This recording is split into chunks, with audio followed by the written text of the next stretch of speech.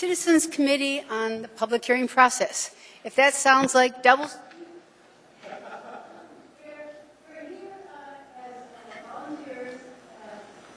And we are what we've been doing is meetings since June. The Anchorage Municipal Assembly, my name is Jane Anvik, and I'm the chair of this glorious team of volunteers. And we have been meeting since June to review some of the laws and some of the policies of the Anchorage Municipal Assembly. They set up the task force in June and asked us to review their policies and their procedures and their practices related to the conversation between the community and themselves when it comes to preparing laws, which are called ordinances or resolutions. And so we've been looking at that, and we've suggested some recommendations of things that might be done by the Assembly to improve the quality of the conversation between the public and their elected officials.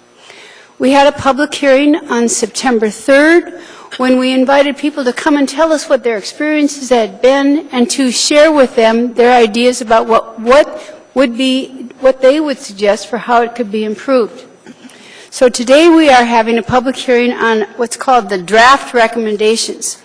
In the back of the Assembly Hall, you'll find the entryway, and there is an agenda, and there is a document called the Draft Recommendations dated September 20th, which is the Citizens Task Force on the Assembly Public Hearing Process. And what we're doing today is having a public hearing to see if you have any recommendations or any comments or any ideas that you would like to share about the draft recommendations that this group of people has prepared. So today, we're here to talk about the draft recommendations. You'll notice in that piece of paper out there that talks the draft recommendations that there are 9 broad topics that we looked at. We looked at what the charter requirements are for public hearings. We looked at the public notice process for when the community is informed about what is coming before the Assembly. We looked at what actually happens at the public hearings here in this room, how people are afforded an opportunity to speak, what happens when they come, what happens when there's a lot of people, what happens when there's a few people, and how that process has been working. On the 4th item, we talked about substitute versions of ordinances. That means that when an ordinance is prepared, there's a conversation. Both the public talks with the Assembly and the Assembly talks with each other, and sometimes they change the ideas of that proposed law before it becomes a law. And sometimes they change it so much that they actually substitute one version of that law for another. And the questions that we had on this topic had to do with how do people in the public always keep track of what substitute version we're on and what pieces started in the beginning and got retained in the past and how they got changed. So there's a whole section on what happens to substitute versions of ordinances. The 5th item is the continuation of a public hearing. Sometimes there are so many people who come to a public hearing that the Assembly has to set a continuation. At midnight, they have to close off their business, and sometimes there are more people who want to talk than can be accommodated at midnight. So they have to continue the public hearing to another time. So we talked about how that time is established and when it is or is not convenient for people to be able to participate. The 6th broad area is called the public record of an ordinance or a resolution. There are lots of ways for people to comment on the material before the Anchorage Assembly. They can send an email, they could come up here and testify, they could write a letter. And so what we were looking for is where is a place where everybody can see all the information that people receive. So how do we create the public record so that you, the public, have as much information as the Assembly does about different points of view that people have expressed? Finally, we talked about this room. This room, could people hear? Could they see? Were they feeling welcome? Were they feeling kind of intimidated? And have we created an environment in this room that makes it possible for people to be able to participate in the dialogue. So we talked about acoustics, we talked about if you're standing there, do you have to bob your head from one end to the other to see everybody, and how do we try to make sure it's as comfortable as possible? Item number 8 is community council collaboration. We have an ordinance or a governing instrument for Anchorage, which is called the Charter. The Charter is like our Constitution. And the Charter actually articulates that the community councils are created and they are established as a vehicle to improve neighborhood communication between the neighborhoods and the community and the assembly. So we spent a little bit of time about what would be important in strengthening the cooperation and the assessment of the community councils. And finally, the 9th topic is the assembly presence, where people on the assembly might come and go, and sometimes people don't know why they're coming and going, so it's always important to make sure that we have some clarity and some expectations about what we're doing. So this document was written by these people who are all volunteers, and what we do is we present it to you tonight and say, please tell us what you think about it or any opportunities that you have to be able to comment on it. At this point in our agenda, was supposed to be the call to order and then a roll call. But what I'd like to do, instead of actually just calling the roll and having people tell us their names, is I want to tell you about these terrific people who are your volunteers who've been serving on this task force. I'm going to start down here at this end, and that's Jim Barnett. And Jim Barnett served 2 terms on the Anchorage Municipal Assembly and had the opportunity to chair the assembly and had spent many years also working in private life as an attorney. Jim lives on the hillside and has been a very proactive member of our community and is currently working quite a bit with the Cook and Lit Historical Society, and he is a published author. So we are very pleased to have had the opportunity to work with Jim on this. Sitting next to Jim is Tim Potter. Tim Potter is a person who has lived in our community for over 30 years and has and serves as one of the owners in Dowell Engineering. It's not Dowell Engineering, it's Dowell HG. Tim Potter has worked on many land use issues in Alaska and in Anchorage, and he has been coming to public hearings on land use issues for 30 years. He started when he was 12. And he has seen the evolution of the public hearing process and the decision-making structure of this community up close and personal. And we are very, very pleased to have had his experience, his many years of experience in the conversation about public hearings. Thank you, Tim. Sitting next to Tim is Penny Goodstein. Penny is with the Alaska Interfaith Council of Anchorage. That is a council of churches that are come together for the purposes of saying are there community interests that all churches have in common. And it is an organization that doesn't take positions on issues, but it does provide a forum for people in the faith community to come together. And we have been very honored by Penny's very active participation in this discussion. She is with the Beth Shalom Synagogue. So we are delighted to have had that voice at our table. Sitting next to Penny is Joelle Hall.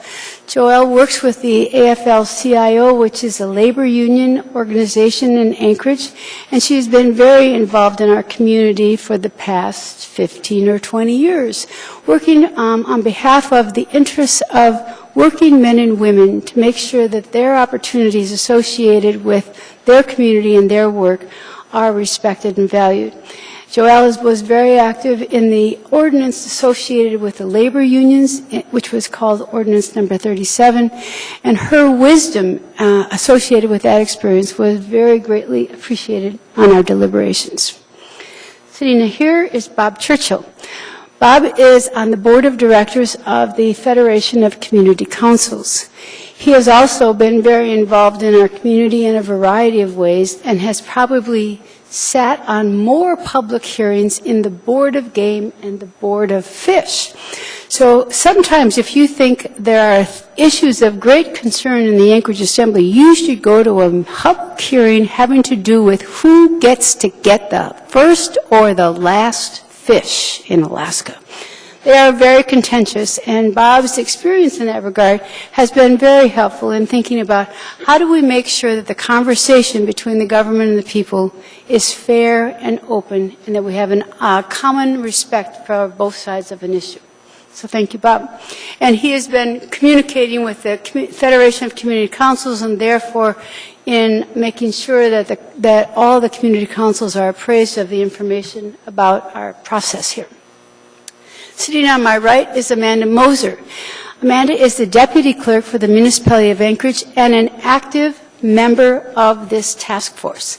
So she wears two hats, where she's also running the machines, but she has been, and her experience in the last 3.5 years in the clerk's office has been invaluable to us as we have gone through our process, and we are very pleased that Amanda has just been certified as a formal clerk in the state of Alaska, and so we are really delighted to have been the opportunity to hear Amanda's perspective as a person who sits there every Tuesday night that the Assembly's been meeting for the last 3.5 years. Thank you, Amanda. Our most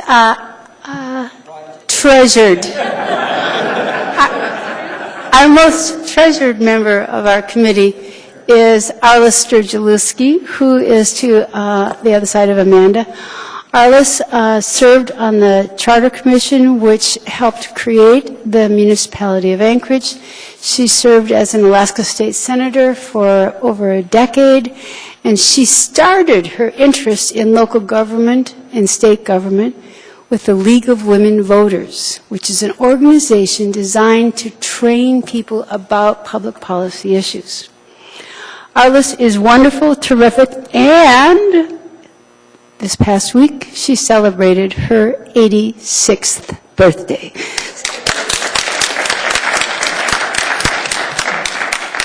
So we are honored with her wisdom and her very good humor. Thanks, Arliss.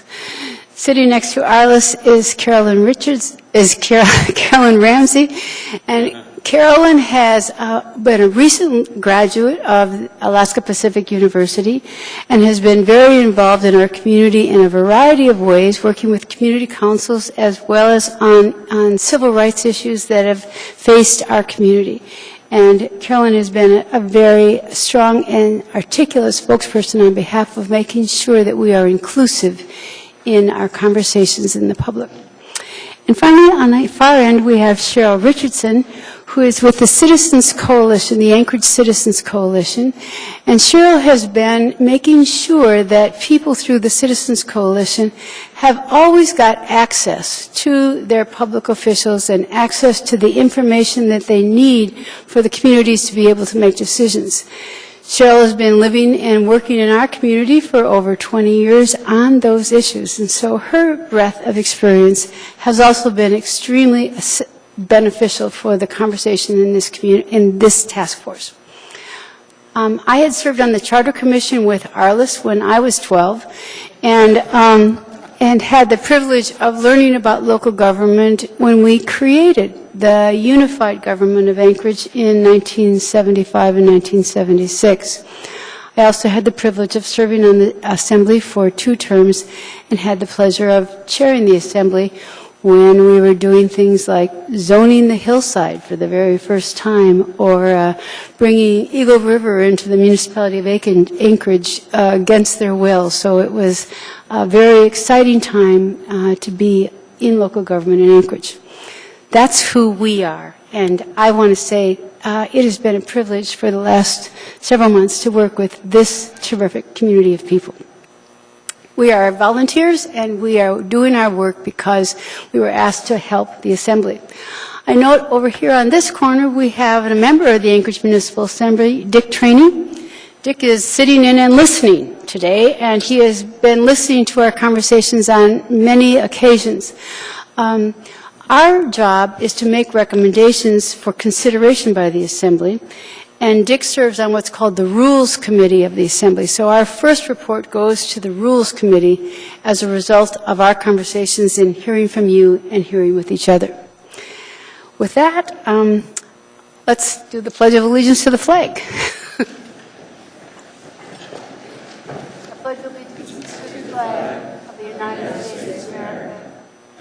republic for which it stands, one nation, under God, indivisible, with liberty and justice for all. I think local government is working better than federal government today. Well, we're working. Yes, we are. Absolutely. Yes. We have to turn your mic on. There, the green light's on. I just thought I'd point out that our last meeting will be a presentation in the Assembly chambers on 10/8. So we're very close to completing the work that we've been asked to do. Correct? Correct. We will make our report to the Assembly next Tuesday night, October 8th, and we will make our report and our conversation with the Rules Committee on October 3rd, which is Thursday of this week at noon. So we will be handing off the ball to the Assembly on October 8th, based on what you tell us tonight. So with that, I'm going to open the public hearing and invite anyone who would like to come and talk to us about the draft recommendations that we have prepared to please come forward and tell us your name so we have ability to keep our record. I want to make sure you know that we are recording. We are recording it, so, and you are also a television star because we are recording this. We are on television and we are also recording it. And we don't have a time limit tonight. We have an opportunity for you to tell us what you think. Please share your name with us as you come forward. Thank you very much. My name is Jim Ferguson. I am a Planning and Zoning Commissioner, but tonight I am here only representing myself and not the Planning and Zoning Commission. My first point is that the Assembly is not the only board that holds public hearings. There are a number of other boards and commissions, including the Planning and Zoning Commission, that frequently hold public hearings. With deference to Arliss, it would appear that a portion of the charter that deals with public hearing dates from at least 1978. The population in Anchorage in 1980 was approximately 180,000. Citizens could communicate with their elected and appointed representatives by landlines, snail mail, or by buttonholing them on the street. Our population for 2013 is estimated at 350,000. Approximately double that in 1978. Citizens can communicate via landlines, cell phones, email, Twitter, Facebook, web pages, etc., and buttonholing them on the street. The communication possibilities have more than doubled. We should not allow the public hearing process to be used as a political tool. That is clearly not what the Charter intended. In fact, the Charter clearly intended in Title II, Chapter 2.4, that community councils be the mechanism for public input to the boards and commissions, including the Assembly. I'm going to quote shortly from the Charter, Chapter 2.4. The purpose of this chapter is to provide a direct and continuing means of citizen participation in government and local affairs. Community councils are intended to give the people a method by which they can work together for expression and discussion of their opinions, needs, and desires in a manner that will have an impact on their community's development and services. Community councils are intended to give governmental agencies a method for receiving opinions, needs, desires, and recommendations of residents and groups. Community councils are intended to give local governing bodies an improved basis for decision-making assignment of priorities for all programs affecting community development and individual well-being. I think it's clear that the Charter intended that the community councils provide the input. Based on the above, it is clear that public hearings are being misused. Public hearings should be of a limited duration, should allow comments from both sides, and should give preference to bona fide, documented representatives of groups. In most cases, it is my opinion that public hearings should be limited to 1 hour. I've sat in those chairs till midnight on the public hearings that never end. I point out we start out with 180,000 people. We've blown through 350,000 people. The number of assembly members hasn't increased. The number of planning and zoning meetings haven't increased. Just, we keep on more and more people. Finally, if we do not make a change now, what will we be doing later when our population hits 750,000 people? The purpose of a public hearing was to provide input, not to be used as a political tool or whip. So I ask you to consider that as you make your recommendation to the Assembly. Do you have any questions? Thank you, Mr. Ferguson. Bob? Yeah, through the chair. Jim, thank you so much for coming down tonight. Question I have is there's a number of areas who don't have active community councils, or their community council may not fully represent them and their ideas. How would you advise us on that dimension? I think we're allowing the weakness to continue. I think if we were to go back to a community council, force them to, if they're not going to meet, expand their territory, have another community council take over it, and go forward. We require the land use and planning is what I hear mostly of. We require the developers to go and meet with the community councils and explain it to the community councils. And so let's use that tool. And being a little bit of a Philadelphia attorney, pardon me to the attorney's presence, the Bill of Rights that was in the back here that says the right to be heard at public hearings does not read the right to be heard at public hearings in front of the Assembly and in front of the public, in front of the planning and zoning. I think you could say a community council meeting was in fact a public meeting, and so that right could be exercised at that point. We don't, they should not be allowed to be a tool, a political tool. We all have too much to get done. Time that should be used by the Assembly people or the planning and zoning people to understand and really figure out what's going on or get consumed by public hearings that go on and on. Thank you. Any other questions? Carolyn? Yes, sir. Thank you for coming down. I have a question for you. How would you address when the municipality puts forth an ordinance that hasn't really been talked to the community about it, and the community comes out such as 37, such as 64 a number of years ago, and they're very angry because they have not really been consulted, talked about with it. And with 37, we had, what, 2 different S versions that came through, so there's actually 3 or 4 versions of that, because through public testimony, the Assembly was continuing to learn all of the different departments and what they actually did. Like, you really can't contract out the people who hold on to all the evidence, because that's really not something you want contracted out.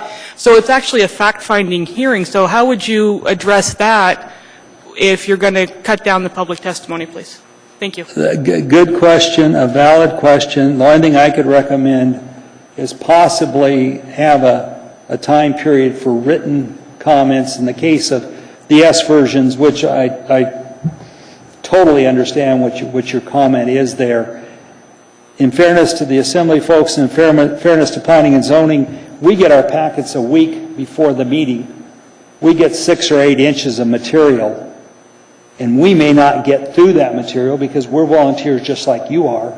We may not get through that material until very shortly before the meeting. So the only thing I could come up with, and it's a suggestion and it may not pass the test, is after the last S version comes out, have a period of time for written comments so that the public does have the right to comment on what is proposed.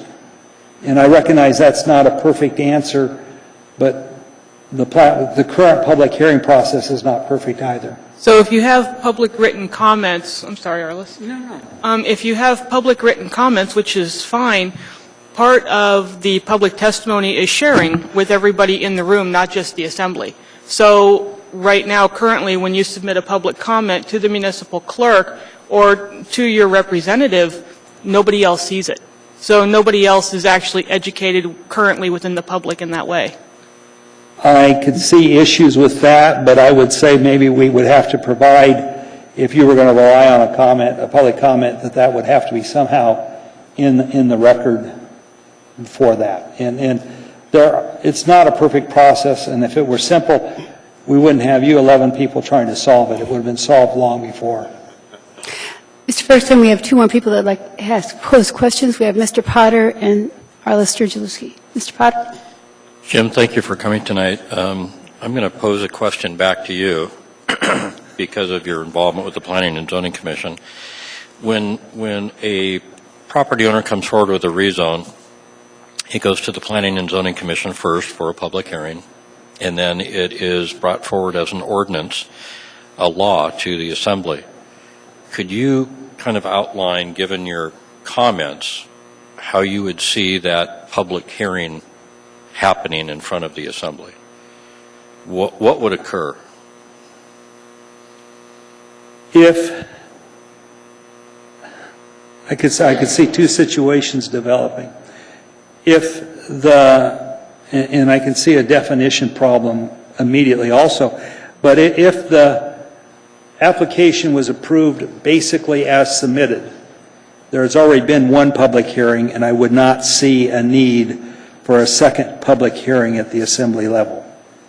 I mean, part of what you guys are doing here is taking public testimony to take some of the load off of the Assembly.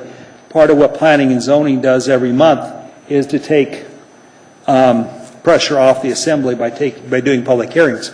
So if it goes through basically as submitted, which there was a public hearing and testimony, then I would not see the need for a second public hearing in front of the Assembly. Now, if it was substantially changed or modified, then there may be a need for a second testimony, and I could immediately see how do I define that baby, and that would be very awkward.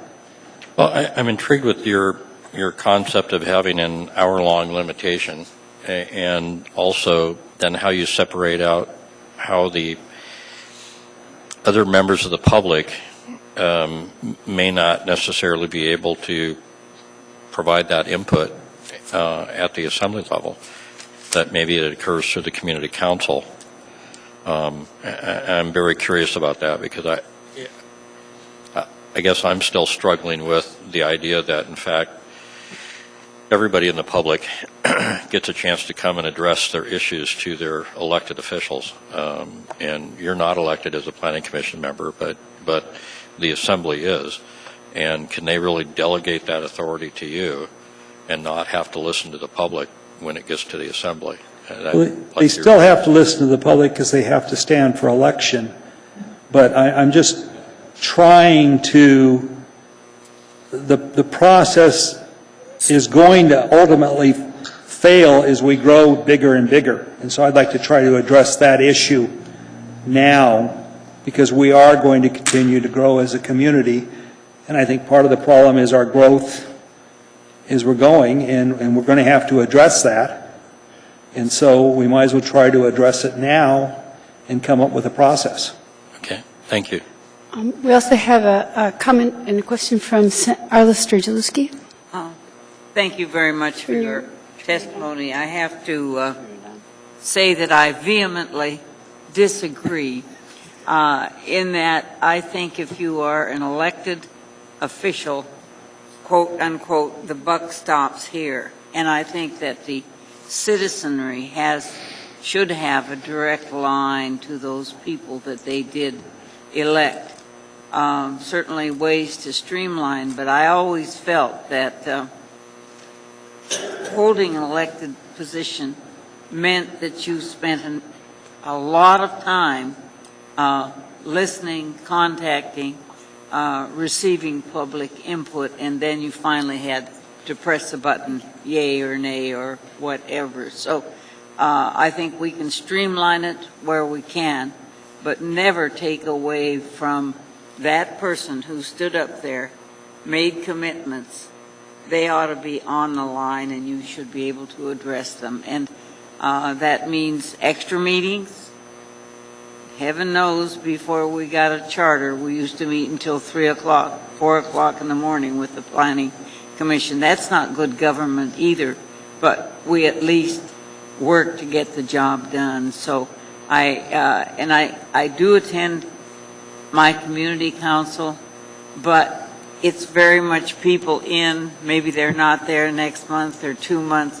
They come on an issue-by-issue basis, and I don't see the thoughtful consideration by the whole body on a topic. So we just have to disagree on this one. That's fine, and I respect your opinion. My one point would be that there are mechanisms other than a public testimony that you could receive that input. And I agree with you on the input, but we have many more means of communicating today than we had earlier. Thank you. Thank you very much. Would anyone else like to testify? I'd like to welcome Andy Holman, who is a member of our task force who just joined us. Andy serves as the executive director of the Anchorage Education Association, and his contribution to our efforts has been great and significant. I'd also like to recognize Assembly Member Amy Doboski, came in from the Eagle River, and she's listening. And thank you, Amy, for coming to listen to the public hearing. We've only had one person who's testified so far, and this is our second member. Please come forward. Thank you so much. Madam Chair, You can pull it down. Can you pull them down so we want to make sure they can hear what? Madam Chair, Terrific. task force members, Assembly Member Trainee, my name is Deirdre Brust, D-E-I-R-D-R-E, Brust. Russ. Brust. Thank you so much for your volunteer service, and I just wanted to say I loved each and every one of these recommendations, and I pray that the Assembly will consider them really carefully and perhaps make some changes accordingly. I worked for the Assembly for 13 years, and I remember many hours of listening to testimony about cat licensure and sexual orientation discrimination. And those things are really contentious, and they're very time-consuming, and they're very difficult. But, and more recent ones are another example, but they don't happen a lot. They're very few and far between. And I think that the core statement that all people who come to testify should be allowed to testify. I appreciated Mr. Ferguson's remarks. I had not considered some of his viewpoints with which I also disagree, but I think that it's important for throughout the process to have a buck stop here and be able to look into the eyes and hear the voice of the people that may or may not have elected you if you're an elected official. There's some minor housekeeping changes that, if it's all right, Chair Anvik, I can email to you at a later point, nothing substantive at all. There's some niceties in here that I really appreciated. I noticed a comment about the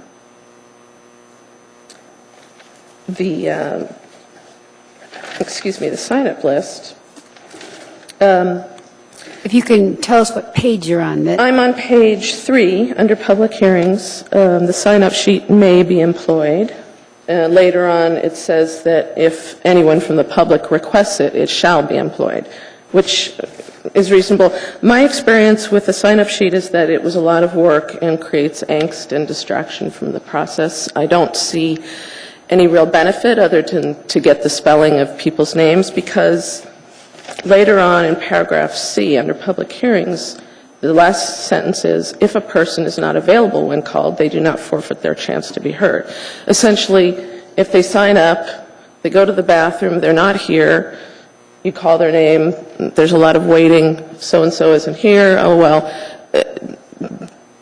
The sign-up sheet, from my perspective, would be meaningless, because if the person's not here, your recommendations say that they get to testify anyway later on, if they show up, presumably. So, the fact that it may be employed is great if the clerk's office wants to take that on, but I think it's distracting and a lot of extra work for not a lot of benefit. I really like the better signage at the entrance to the assembly members, the assembly chambers. I really like the comments about placing the public, instructions about the public process on the agenda. And I could go on, but I think that I made some notes when Mr. Ferguson was speaking. I made a note when he said force the community councils to engage or something, and I think we can't force anybody to do anything.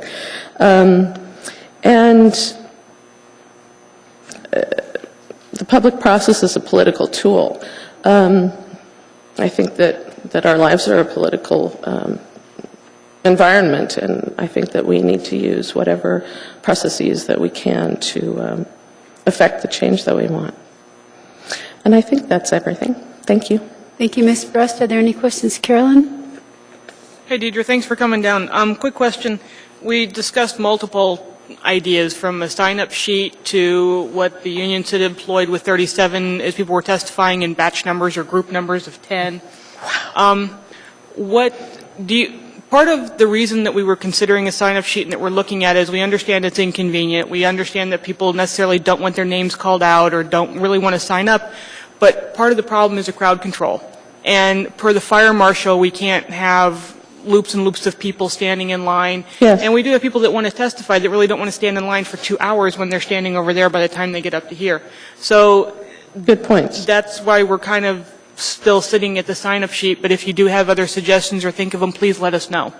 Thank you. Good points. And I wasn't here, although I am still a municipal employee, I wasn't here for the those particular public testimony, public hearings. I did notice that you had ideas about using Wilda Marston, which seem reasonable, and absolutely the fire marshal is the guy you got to please. So if I think of anything further, I certainly will forward it on. Thank you very much. Could I mention that in the back of the room there is something called a press release, and on the bottom of the press release are both my email address and Amanda's email address. And so if people have comments that they'd like to send to us, if you use either of those email addresses, it'll make sure that everybody will receive a copy of your comments. Sorry, Chairwoman Anvik, I forgot that I wanted to start off with saying how much I enjoyed and appreciated your introduction of all the task force members.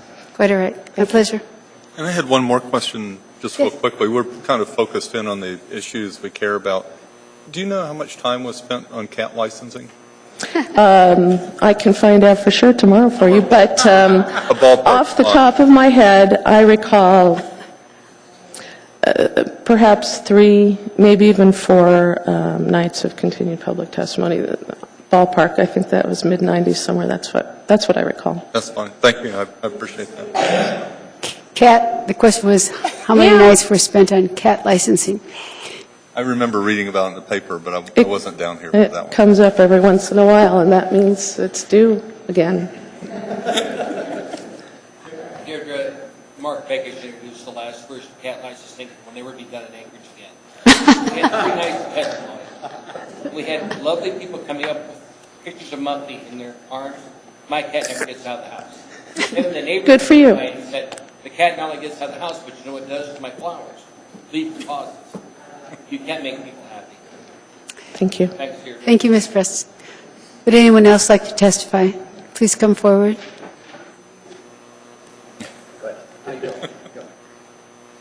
Share. Be nice. Oh, I was actually offering for him to go first. Welcome. Thank you for the opportunity to speak. My name is Robbie Soros, and I've been here for a few different testimonies. One of them was about the ordinance which you are seeking to help them reshape, and obviously here for AO 37 as well. I do think that every person, and like yourselves, I believe that every person has the right to be heard. I think that as an employee of the municipality, my boss should have to hear me. And that boss, at this point, is the 11 elected representatives.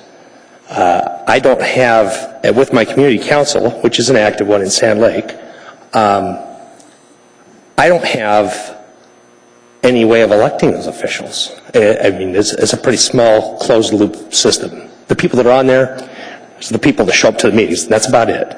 And it's not really well advertised, if you will, and it's not like they go to the whole Sand Lake community and say, here's a ballot, vote on the membership. So allowing them to be the voice for the people in the community is, I think, a disservice to the community. I mean, it's a channel. They do a lot of land use issues. I was there for several meetings where they discussed airport use, and the airport wanting to extend the runways and take up all the area out there at Clitheroe Center and out past the water treatment plant and all that. However, that was 3 years ago when they were discussing it. It's just now showing up in the paper. Going, okay, wait a minute here. There's a little bit of a disconnect. So I think that, much like yourselves, that this needs to be focused to the public participating in the process at every chance they can. Sometimes, it's tough to get all your ideas out in front of people in 3 minutes. It's tough, as we see it every time there's somebody up here to speak. Obviously, some people just take the liberty to keep going. We've seen that too. But I commend you all for your service. I thank you very much for standing up on behalf of us, especially some of us that have been here from the very beginning.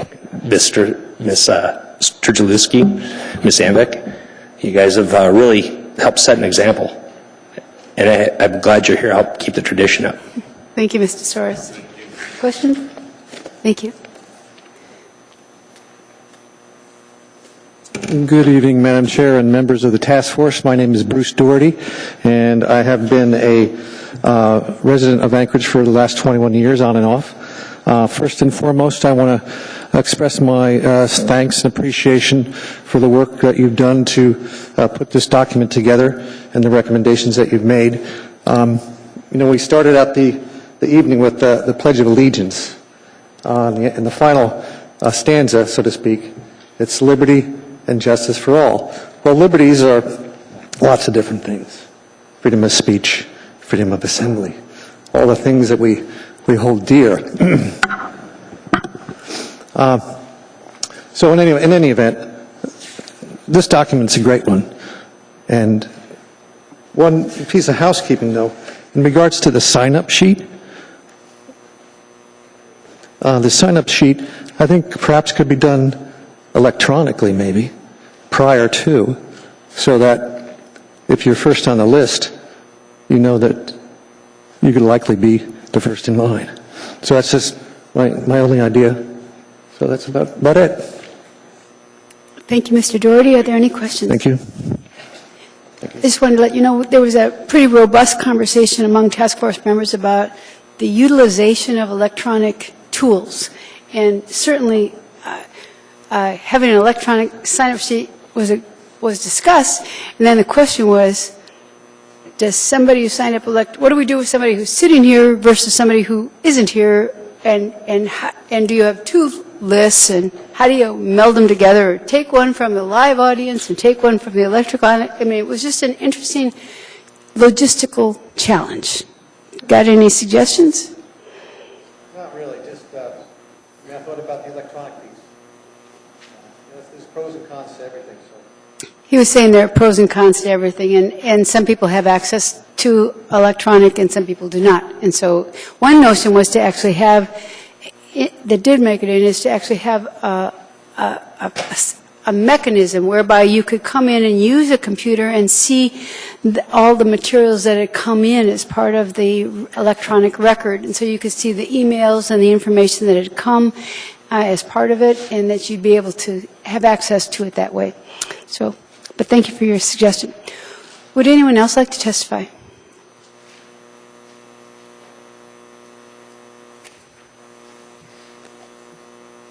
Thank you. Good evening. My name's Catherine Adams, and thank you very much for your service to the community. I think this is a very impressive document, and especially that you affirm the principle that the process should be open, accessible, predictable, inclusive, and transparent. And I think the suggestions you've made are excellent, and I think bugs could be worked out on things like sign-up sheet. But because I do think that some people don't have access to the electronic things, I like the idea of the kiosk in several public buildings for people without computer and or internet access. I just would like to say that the assembly is a gatekeeper for the public process, and if they close that gate, then it's only either their individual constituents, their own personal agenda, even for perfectly ethical people, if you don't have input outside of your own knowledge base, you end up with groupthink, which we've seen over and over throughout history has had some very serious consequences. Thank you. Thank you, Ms. Adams. Are there any questions? Thank you. Thank you. We also received your written testimony earlier. Thank you. Are there any other people who'd like to testify this evening? Please come forward. Welcome. Hi, my name is Katie Nolan, Nolan, and wow, what you guys have done has been amazing, and you've covered so many incredible areas. It's mind-boggling. I've got a couple of suggestions after years of doing this kind of thing. On page 2, you're in item number 1, the second paragraph. Not only the Assembly needs to be dealing with standards like these, but also the other bodies that community councils and other people deal with, including the Planning and Zoning Commission, the Planning Board, and the Urban Design Commission. These kind of rules, occasionally they're going to have contentious issues. We've seen them where we have the same type of issues, and we need to look at applying these rules to those regulatory bodies. On your page 3, it's item 3, public hearings, item B. You're talking about community councils there in that last sentence. But we also have other neighborhood and community organizations, HALO, homeowners associations, that should also have a 5-minute time frame if they're officially giving an opinion. They should be awarded the same amount of time as a community council. Let's see, on your page 4, your substitute versions, anytime we're dealing with an S version, that means there's a substantial difference.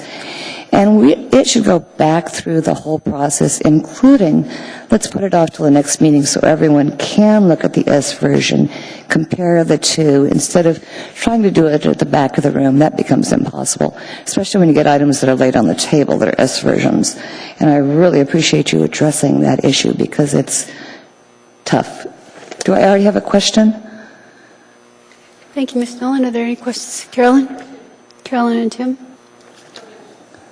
Jim? I wanted to ask Katie, where do you draw the line, or how do you define what an organization is, or a group that qualifies them to have 5 minutes versus 3?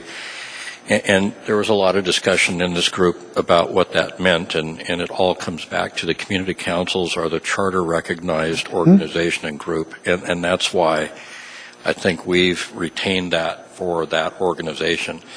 Because if it's a homeowners association, then what else?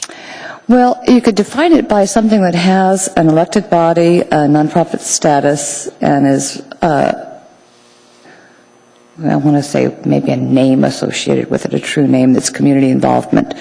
HALO, for example, is an organization loosely involving 8 area community councils, and so there's a real good opinion there that sometimes you don't get with the smaller councils that don't meet so regularly.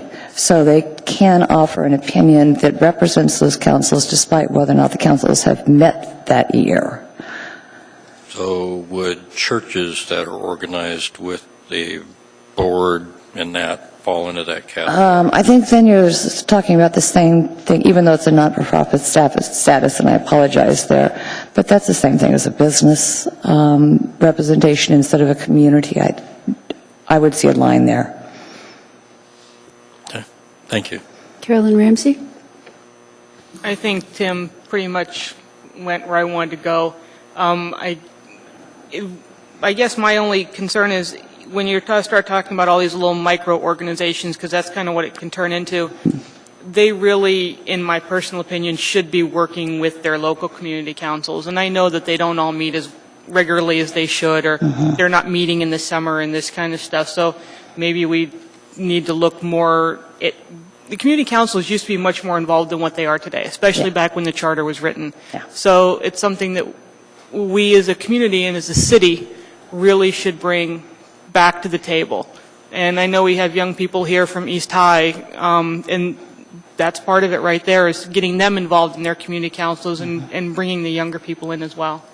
Well, if I can answer that, I know from my community council experience that we've had situations where we have two very opposed viewpoints from organizations and homeowners associations.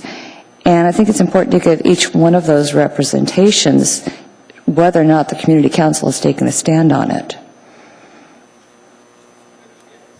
Okay. Alistair Giuliski? I am troubled, but appreciated your, I think we're all set here, to learn all these modern ways. Oh, I'm just glad I don't have a button up here.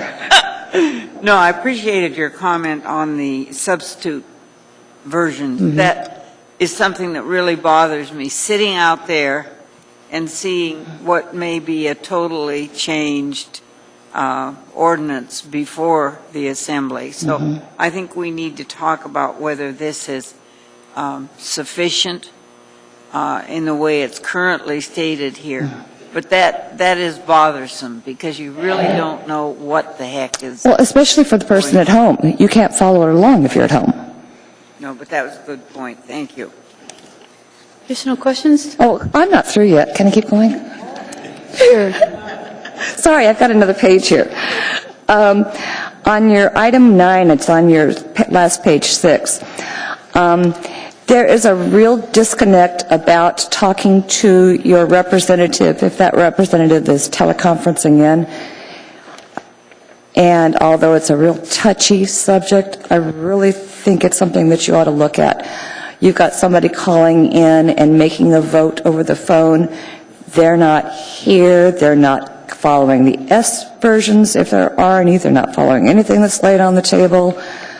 They're just voting. It's a faceless person you're dealing with instead of an elected body. Oh boy, here we go. Mr. Barnett?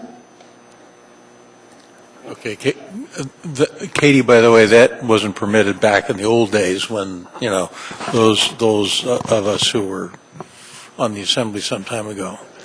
Do you think the assembly should abolish people listening in by telephone? Listening in and voting by telephone? Yes. Yes. Thank you. That's my personal opinion. Okay. We also need to, another addition here, we need to address all of our public meetings being televised, including the Planning and Zoning Commission, the Urban Design Commission, Planning Board, not just a couple of bodies, but every public meeting where actual decisions are being made should be on the Muni channel. We've already got the staff here. And I've got my ideas for contentious public hearings, including part of the challenge is getting people out of their seats and down here to move the crowd through. And there are really easy ways, I think, to solve that we've got some extremely competent security staff that are here at those events. They could line people up at the side of the road, have them standing there ready to go instead of waiting for people to get their stuff together and come down here, which takes an enormous amount of time. But I'll email all those ideas in. Thank you very much. Thanks. Oops, Katie. Would anyone else like to testify? Welcome. Thank you.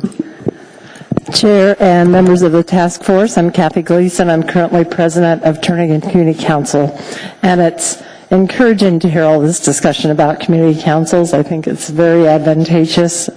We do play an important role in our community, but certainly I would not like to see our council meetings substitute for hearings in front of the assembly and people having the opportunity to come and testify. Thank you so much for all of your work on this. I'm not going to take the time to praise everything that's good in here. If you don't hear me say it, that means I wholeheartedly support it. There are just a few things that caught my attention, nothing too earth-shaking, that I want to point out. I always have more questions than answers, though, so don't ask me to solve them. I'm just going to throw them out. Okay, on page 2, and it runs into page 3, the very last 2D, where you talk about location of municipal kiosks in the lobby of the assembly chambers and in other public buildings. I think that's awfully vague, and I think that probably should be firmed up a little bit, because are we talking about, I don't know, the Health and Human Services building and it could get kind of crazy. So I think that needs to be more defined. With regard to F on page, continuing F on that same section on page 3, it says Facebook and other forms of social media should be employed to get the word out. And I really have said this over and over for many years now. I wish the municipality would use the Federation of Community Councils as a means to disseminate public notices, that they actually contract with FCC, because FCC has almost all of the community council email databases, and people could indicate, just like we do now, to get action notices, the Muni alerts, for all sorts of other things besides planning issues. And you can check which ones you want to receive and which ones you don't want to receive, and then that could all be coordinated with Federation of Community Council email lists. I think that just could be a real value to so many of us who want to get notices and don't find time or remember to surf the Muni website every day to try and keep track of everything that's going on. Still on page 3, number 3, under public hearings, C, the whole thing about a sign-up sheet may be employed to facilitate the management of a public hearing. That leaves open the door of one being generated for every hearing, which we all have acknowledged that it's so far and few between where you have a massive amount of people show up for a hearing.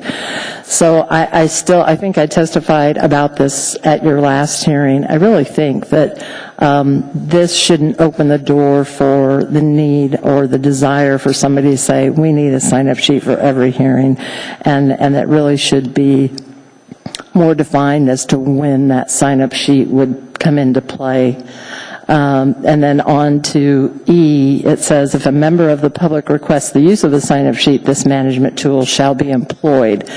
It doesn't really define when that would happen. When should a request by a public person be made? Would it need to be made before the meeting? Because you can't be in the middle of a hearing and all of a sudden I come up to the microphone and say, I request we have a sign-up sheet. I mean, it would be completely disruptive during an assembly meeting to then start making requests for sign-up sheets. So I think if you go down that road and allow that to take place, it should be defined as to when a person would be able to make that request. Excuse me. On page 4, under G, I think maybe something instead of having hearings may be set for Saturdays, that third line on page 4, perhaps it could be worded something like special meetings may be scheduled outside of regularly scheduled Tuesday meetings, just so that you leave the door open for a special meeting might be able to be scheduled on Thursday or Friday or Sunday. I know that the Assembly has scheduled at least one special meeting on a Saturday that I remember so long ago. Would have been 19 years ago, in 1994, during an airport municipal school district land swap that I was heavily involved with. This was a standing room only on a Saturday, and it happened to be my birthday. And I don't know why I remember that, probably because it was my birthday. So I know they happen on Saturdays, but they potentially could happen on other days of the week as well. So maybe you don't want to limit yourself with that wording. Going down to I in the same section, I would delete the words "if possible," because I know that on Channel 10 or whatever channel may have been on in the past, the municipal channel, you could see the title of the ordinance, so that if you were kind of washing the dishes or making dinner and you could glance up and you know that you want to come down here to speak to something that, F3, but if you glance up, you don't want to listen to it, you glance up, you have no idea where the Assembly is at on the agenda, and you could go, oh, they're still on B4, so I've got 40 more minutes probably before I have to get down here. Why that disappeared at some point, I don't know. I know it's possible. I don't think you need to say if possible. I think you absolutely should recommend that be put back in place. And it says on the bottom of the TV screen, and we all know, I certainly know what you meant, but, just of semantics, perhaps you should refer to the municipal channel 10, so be more specific on that. Going down, same page, number 4A, it says that changes from an original version, the whole S version topic, which is certainly needs to be addressed, be posted on the municipal website, but you don't see it say how far in advance of the public hearing. And I don't know if that should be defined or not. I mean, it could be posted an hour before the hearing, and people may not realize that it ever pops up there before they get in their car and come down. Let's see, moving on to page 5, number 7A. I think it would be better, more clear, because I actually had to read it a second time to get it. Instead of referring to this room as the Assembly meeting room, I think Assembly chambers would be more appropriate. Again, all of this is pretty minor stuff, and I appreciate you letting me wade through these suggestions. Number 8 on the same page, under Community Council Collaboration, the third line starts out at, second sentence, it is desirable that controversial topics be reviewed by community councils. Some versions of some people's version of controversial is not everybody's version of controversial. Some people probably would never have dreamed that cat licensing would be controversial. Who knew? But I remember that whole thing. And so, how you define controversial and then say that should go before the council and be reviewed, but that doesn't, is going to be tough to define and determine. So just comment on that. And lastly, on page 6, last page, number 9, under Assembly Presence, I know that I think somebody spoke to it at your last public hearing, and I thought that was perhaps a better alternative than saying that Assembly people should limit their dinner break to 15 minutes or 20 minutes or something. The Assembly meetings start at 5 p.m. Why not just start them at 5:30 or 5:45 or 6? Give an opportunity for them to have their dinner before the meeting starts, so that once the meeting starts, there is no break. Because those Assembly breaks, when the chair says, we'll be back in 15 minutes, they easily creep into 20 and 25 and sometimes 30 minutes, just because people start chatting, and it's kind of lackadaisical in getting everybody corralled back into the room and in front of microphones and in seats. So I think that might be a better alternative to consider if you're going to dictate, kind of how they actually run their meetings, start times and dinner breaks and so forth. That's all I have. Again, thank you so much for all of your work. Thank you, Ms. Gleason. Go ahead, Bob. Churchill. Yeah, through the chair. Kathy, thanks a million. That couldn't have been anything but time-consuming to go through all of that. Thank you. But the thing we struggled with the kiosk piece is we didn't want to limit it. I see where you're going with that. We don't want to end up with one small kiosk that everybody's at. But when we were vague on where they should be, we wanted to give enough options that there may be places that we would put them that we might not think of right now. That's the reason, at least on that my memory is that we're sort of leaving that door open. So that's just some of our thinking. Okay, thank you. Any other questions? Thank you so much for your time. Thank you. Would anyone else like to testify? Thank you. Welcome. Good evening. My name is Jason Allward. What I have to say will not nearly be as thorough as her testimony, but I'd like to start out by thanking all of you for your dedication and commitment towards getting this public process right. I, too, was denied my right to speak regarding AO 37, and I'd have to disagree with the gentleman that spoke first this evening.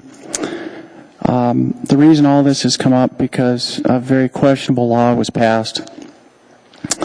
I believe decision makers need to be held accountable for their actions. Laws should not be rushed and hastily decided in the middle of the night. I too believe that S versions severely impact the process, and I begin to wonder even if the assembly members are truly making informed decisions when they sit there. Things are happening very fast. So I really question that.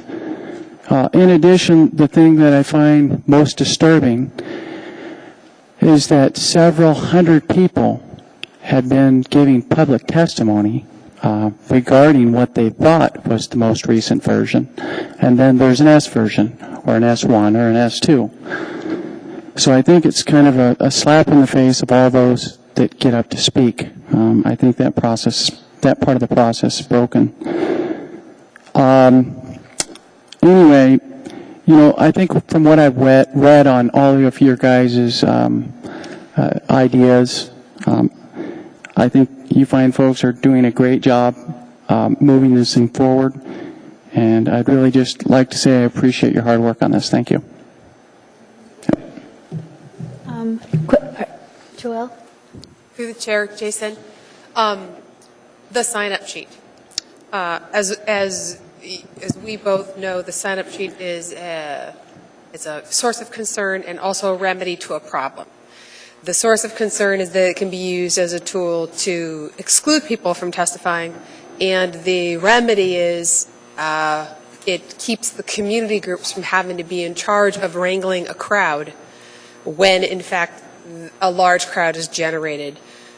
Well, can you talk a little bit about your thoughts about the sign-up sheet and how it could be, because we're recommending that we use it, we're not being specific as to when, but this is the part I've struggled with a little bit. And so I just want to know, based on, we've been through the same thing together, what are your thoughts on sign-up sheets?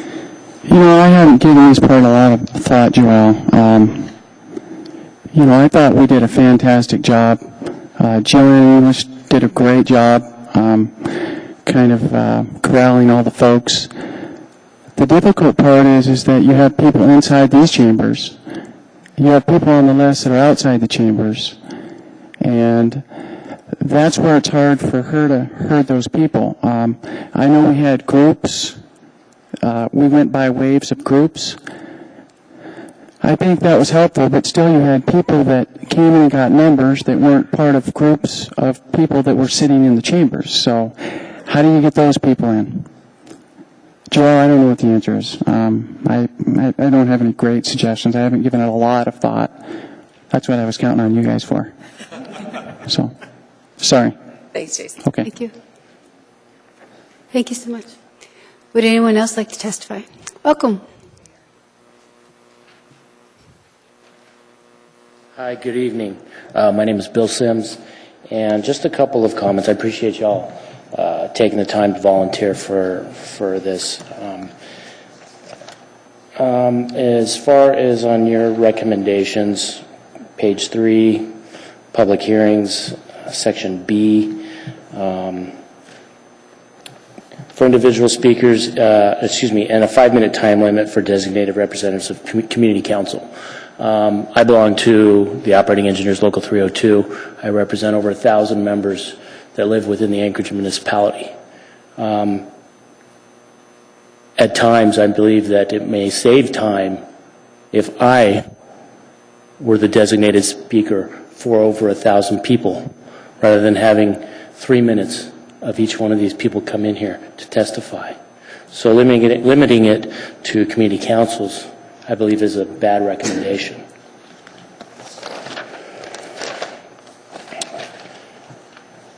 Section 4, subsection D, page 4 there. D, as in Delta. If there was a new version, it should be evaluated to determine if it should be treated as a new ordinance, and the public hearing process should be started again. The problem with that is who's to determine, or who is to evaluate? Is that the Assembly? Is it this task force? Is this task force disseminated after this process is over? So who's to evaluate that?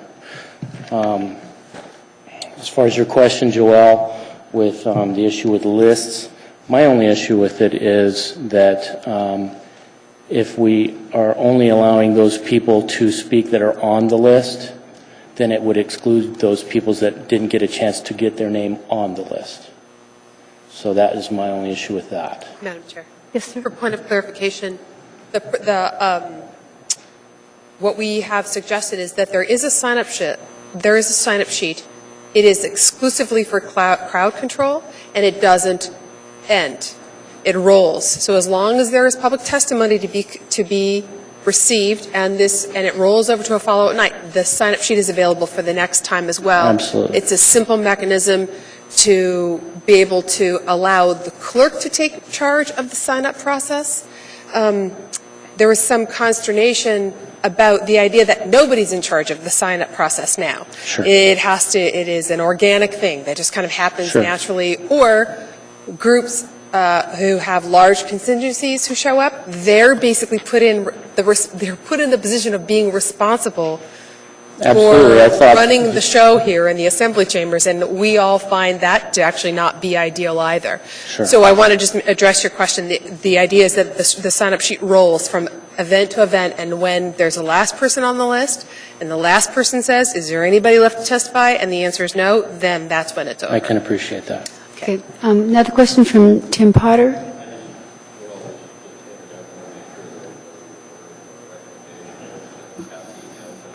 Turn your mic on, Tim. That at the end of the conclusion of the list, then the Assembly Chair has to ask, is there anyone else who wishes to speak? Sure, I can so appreciate that it really is a control mechanism rather than an absolute. If you're not on the list, you don't get to speak. I thought that the process of giving testimony, public testimony through the AO 37 ordeal, I don't even want to call it an ordeal, but I thought that process was handled very good. It did help control the crowd. It could probably be refined, but I thought the process was actually a good idea. The part of the process I didn't appreciate was, if I can recall correctly, that was Ernie Hall's, I don't want to call it his idea, but he wanted people to sign up and promised everybody that they would have their opportunity to speak, but that didn't happen. I understand. I also was one of those that didn't get afforded the opportunity to speak.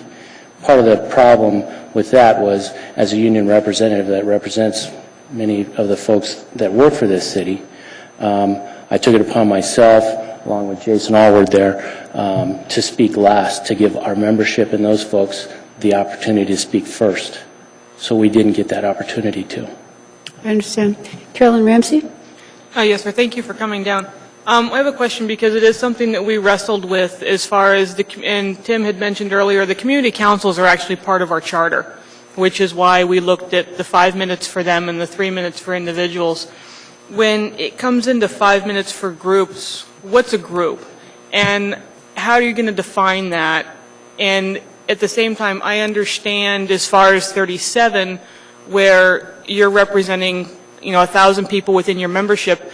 But then when you look at civil rights issues, when we had 64 here, are you willing to give the churches each 5 minutes over a civil rights issue?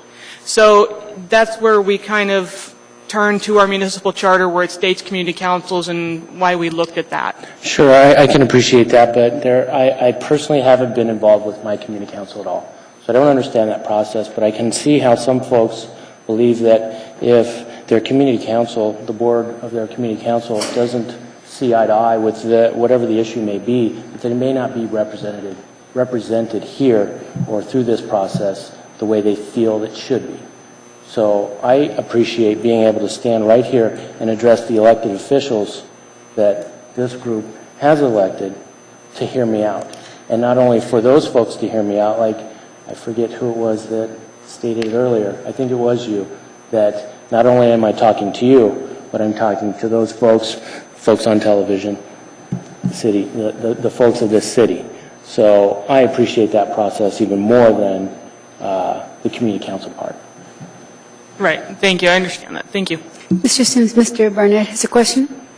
I gather you participated in this Ordinance 37 public hearing process? I was here every night of public testimony, correct? Okay. One of the issues that Ms. Nolan actually brought up earlier was this idea of people who are listening in by telephone to a public hearing not really getting a sense of what's going on. Was there any of that in the 37 public hearing process that you're aware of? Not that I was aware of. I wasn't aware of anyone that was on the telephone aside from an assembly person who was not here attending. Well, that's exactly what I was driving at. Okay. So there was an assembly member who was participating by telephone, listening by telephone? Yes. Okay. Do you have an opinion about whether that's, whether that is a practice that should be allowed? Do you think that assembly members getting drift of what's going on? Everybody needs some personal time, whether they're on vacation. We can't dictate when these folks are gone on their personal leave. I appreciate that they're on the phone listening in, whether they're on personal time or just screw-off time. I don't know. But I personally believe that they should be here, but I also respect that, some folks can't be here all the time. So how do we fix that or address that? I don't know. Tim Potter has another question. Yeah, I guess I wanted to follow up on Jim's comments a little bit or question. I'll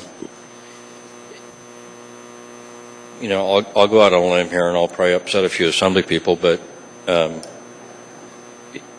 just because someone's not here, and I'm just playing devil's advocate here. Sure.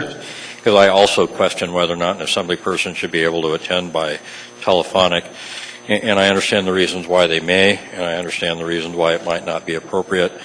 I don't know if I've come to a conclusion myself, but I can tell you that there are some assembly people that take their job so seriously that they will be better prepared and attend by phone and be more familiar and up to speed on the material than some members that are here in the chambers in attendance. So, we need to be careful how we judge people. I get that too, but at some point, I could be standing here in front of a bunch of monitors and that's the nobody question. Be here. And but what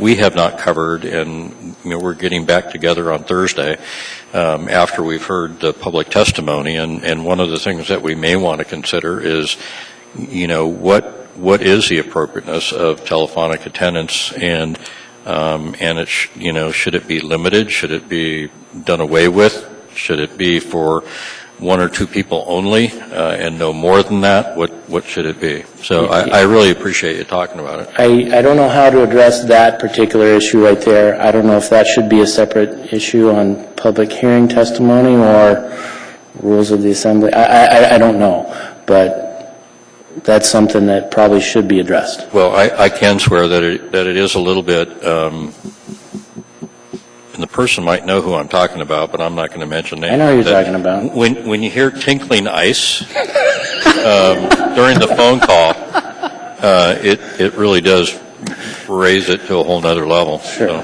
thank you. Sure. Thank you, Mr. Potter. Any other questions? Carolyn?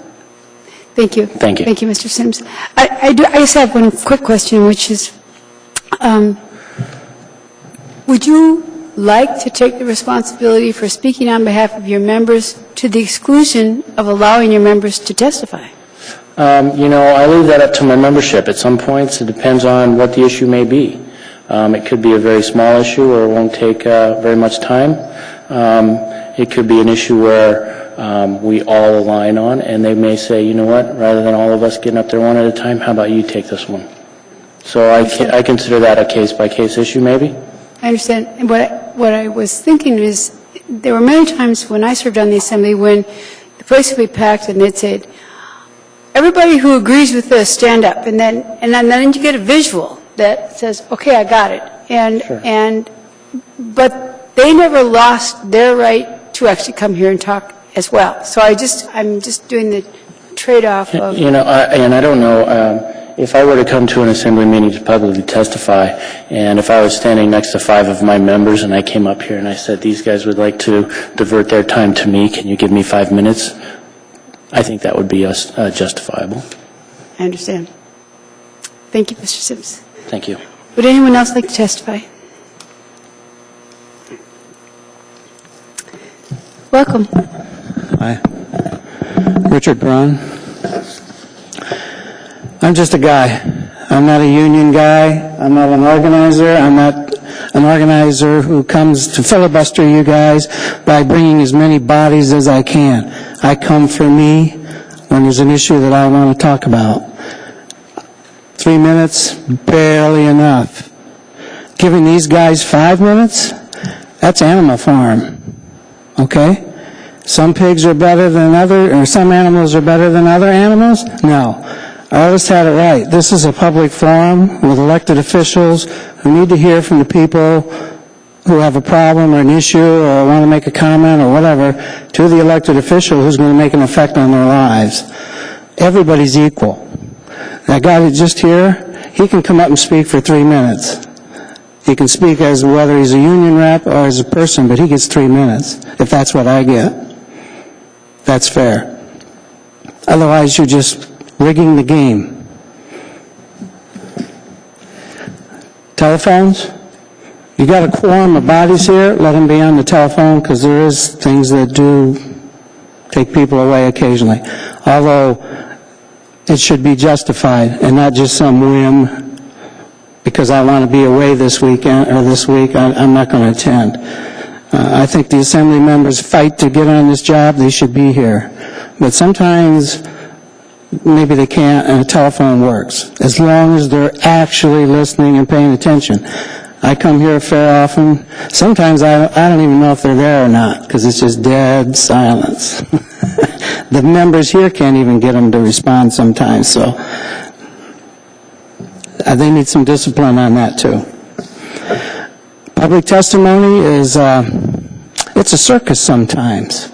We've got Assembly members who bring in a choir who come up here and one after the other and speak because they're all for what the Assembly member wants. Somebody else, say maybe me, who doesn't like it, comes along and I get 3 minutes and no seconds. If it's pro for the Assembly member's opinion, they get 3 minutes plus if they want 10 or 15 more, they get it. They even get pumped. Say, have you said everything you want to say? Is there any more that you want to explain? Come on, please, give me some more, you know. And other people, man, you get cut off at the knees. There ought to be a little more equity there, and I charge the chair to do that, because certain Assembly members love to talk and hog the microphone and will butt in and disrupt the meeting and not even take their turn. There needs to be some discipline within the assembly. That causes almost as much disruption as if maybe somebody coming up here. Sign-up sheet. Well, I got mixed emotions on the sign-up sheet. I like it and I don't like it. I like it because then everybody gets their turn. They just have to be patient. Everybody in this town can come here. Whether it's one night, 2 nights, 3 nights, they can all come here. Nobody's telling them not to come here. A sign-up sheet provides a little organization, a little predictability, and that's good. But it also lets everybody sit down, which is bad, because that drags the meeting out longer and longer and longer. If they had to stand here like they would stand to get into Disneyland, maybe then when their feet get tired, they'd leave and not say the same thing that 29 people before them, who were all brought down here on a bus or fed free pizza so they would come down here, and say the same thing over and over and over and over, and the next day come back and say the same thing over and over. What did they contribute? Not much. That's when raising hands might be the best way to deal with it. Because if you're not hearing anything new, you're filibustered. That's all it is. It's dragging it out to see who the last man standing can be the one who wins. That's not the way it should be. You should be here to hear from me, from him, from her, from whoever, as long as there's useful information and they get a chance to present an issue to you. Because as an elected, well, not you, as the elected, formerly, as an elected official, you need to hear it. Because you're hard to get a hold of. I send emails out. Maybe if I send it to every assembly member, I might get 2 replies acknowledging the fact that it was received. Maybe not read, but at least received. The rest of them, it's a void. I might as well be sending it to Mars. I don't know what effect it has. So I have to come down here in person because there they are. And then you get a chance to actually present your information to them, and you know they got it. Even though some people don't listen. They're too busy doing their blogs, too busy typing on their computers, doing I don't know what, or just not paying any bloody attention whatsoever. That's a problem too, and I don't know how to fix that other than elect better people.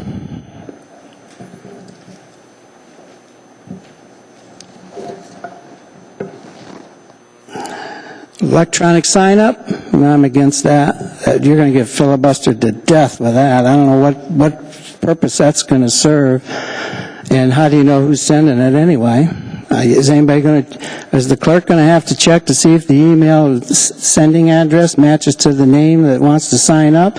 Or is some organization going to do it for all the members, and then you don't, just to pack the house and make it impossible for me to get in maybe? So I don't think electronic sign-up is going to add it. That's a gimmick. If it's important enough to speak here, it's important enough to come here and sign up. Or sit and wait your turn.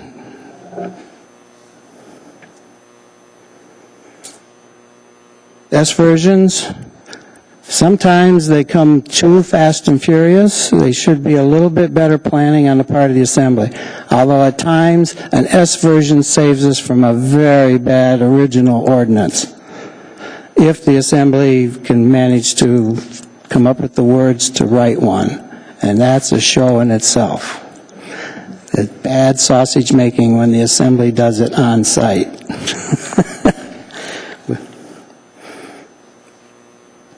But as long as if they can get it done in time so it's on the agenda, everybody in town can go on the website, look at the agenda and see what's coming up. Decide if they need something to say, if they understand it, or what version what are they really going to talk about.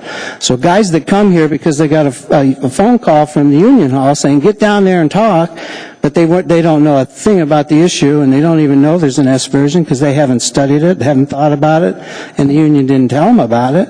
What good does that do? That's a waste of time.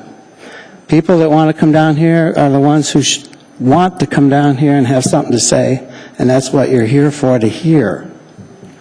And oftentimes that's not what we're getting. We're just getting, who can last longest.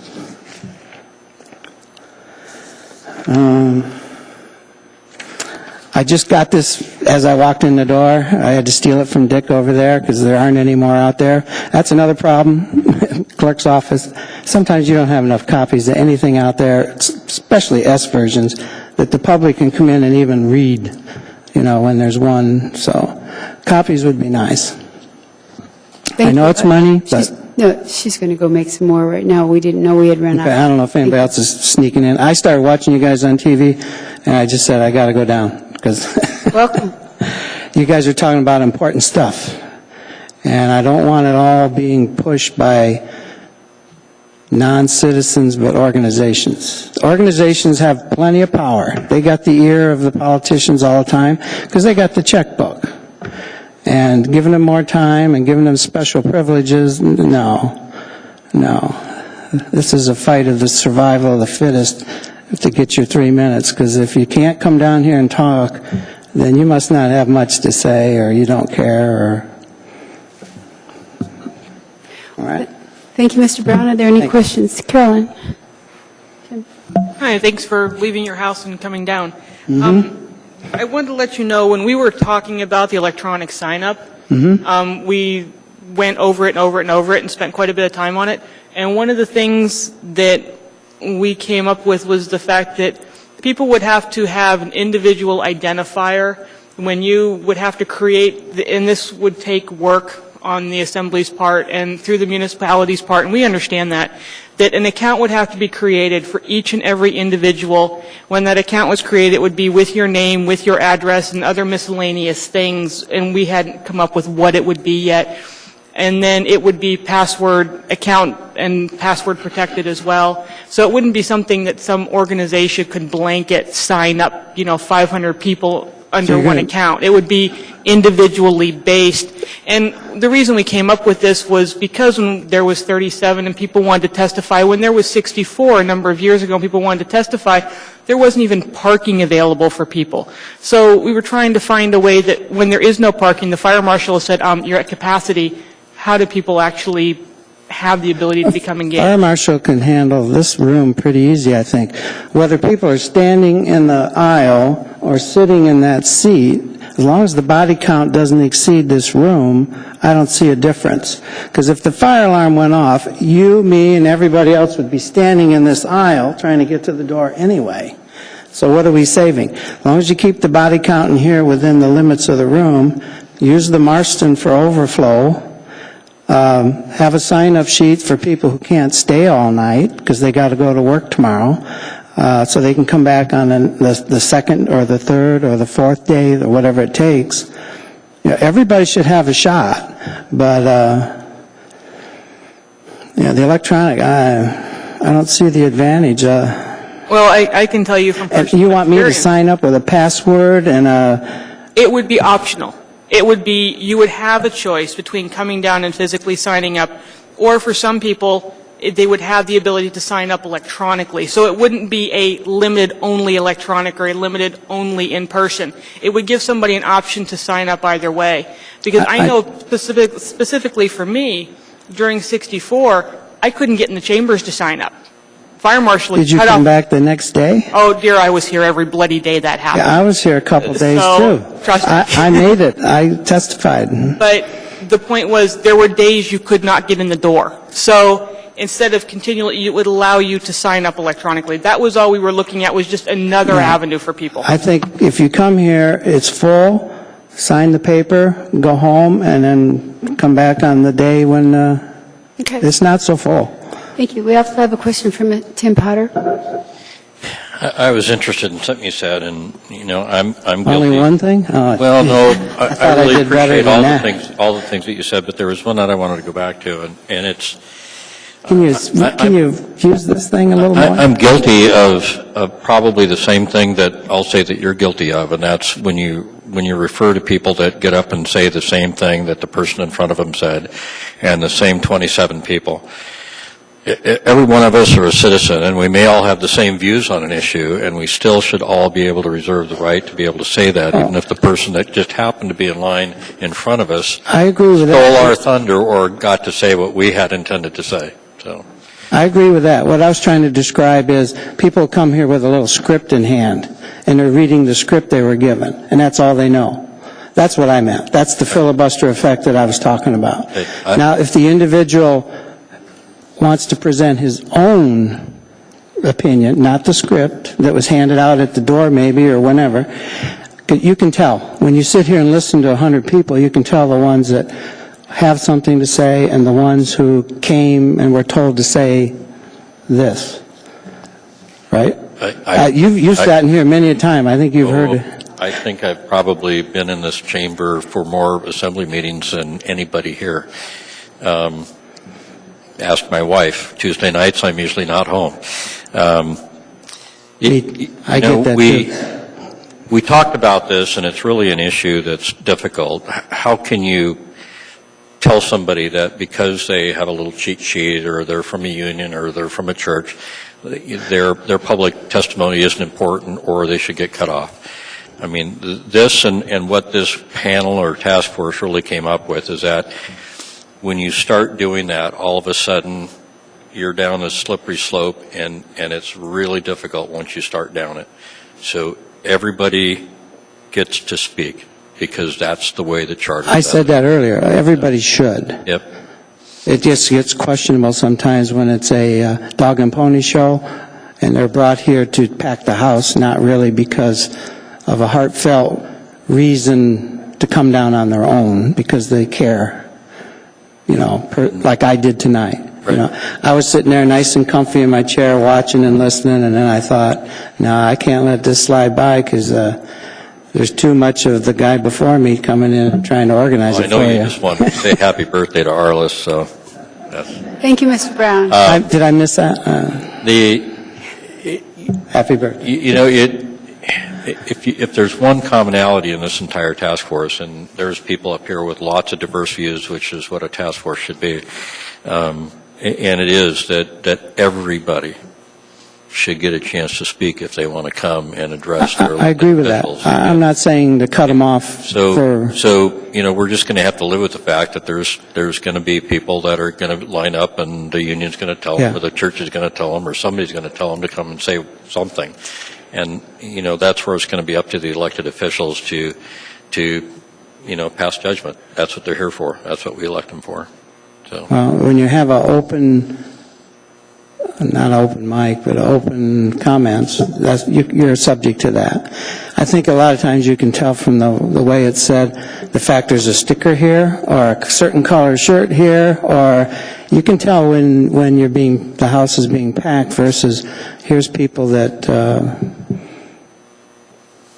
would come on their own no matter what. It's interesting. There's a policy here, or a rule through the chair. Yes? I just want you to ask questions and not debate with the gentleman. Yeah, I'm not. I wanted to ask the question. Since you bring up the buttons, there is a rule or policy that's been in place for a long time that there's no signs that can be brought into the chambers. I hadn't really thought of the issue, and we did not talk about it as a group. Should there be a limitation about being able to have patches or other political statements, so to speak, in the audience while you're here? And if you say you can have signage, this will be a circus, and the people in the back row won't be able to see, and they might as well be watching on TV. I think you need a limitation on it, otherwise you lose control of your meeting. No, we have other people who want to testify, gentlemen. So I would like to suggest. Oh, a suggestion of what? That Tim stop debating you.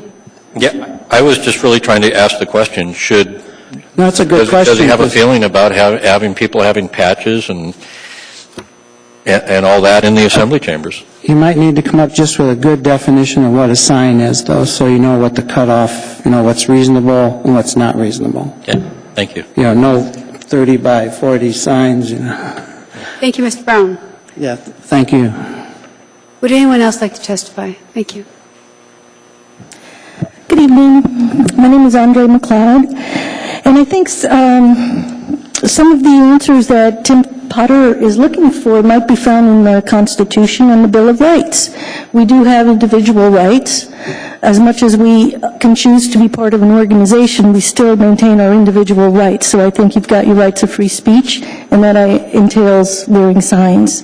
So I think the answer is available already, unless you want to go into the courtroom. So, and that, I'm glad it was brought up, because that is what I wanted to bring up and mention, is the matter of individual rights. Everybody, whether you're in Anchorage or whether you're in Portland, Maine, no matter where you are in the United States, you maintain those individual rights. And so I hope that whatever's done by this task force doesn't muck any of those rights up in order to get some kind of control to controversial issues. So please do not diminish those rights. The question of abolishing the telephone participation, I used to work for a board and a staffer for a board, and in the bylaws there were actually parameters as to how many meetings can be done, how many meetings you can be absent by, how many meetings you can telephone into. But if you are affirming that you want your public hearings and any votes and everything else to be transparent, I would think that you would want your assembly members here and, abolish the telephone. Who's to say who's in the presence of the absent assembly member who's voting? What lobbyists are there giving them information? What special interest is around that particular assembly member who's absent? What is he being told, or she being told, to vote?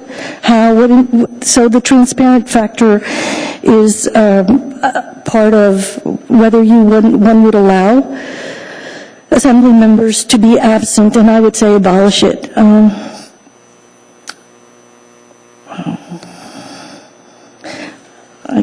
Let's see. The reason this happened, from what I understand and what I've observed, is that, as the gentleman before me said, there needs to be more discipline by assembly members. There's a certain power, the dynamics of power going on, and you've got, whether it's the one side or the other has the power on the assembly, all of a sudden, if they have the votes, it becomes a power kind of thing. So lost in all this is that we as individuals have power too. We are not here, you are not here to tell us what to do. You collectively, please don't take it for, you serve us. Assembly members serve us. We have the power. So with that, for some reason or another, some of these assembly members have gotten power hungry because they've got the votes and they can ramrod anything through. And that's not just. And so you have the people who get fairly angry. Each of those people in that organization that you assembly members might see as an organization as if they're one of a mob of people, that mob of people are very angry people, and they are individuals who have come together but still maintain those individual rights to say, we're angry that you're ramrodding things through. And they have a right to do that. The Constitution protects that right. So if there's anything that you could do is to maybe add at the last page under the assembly presence something about not implying a motive.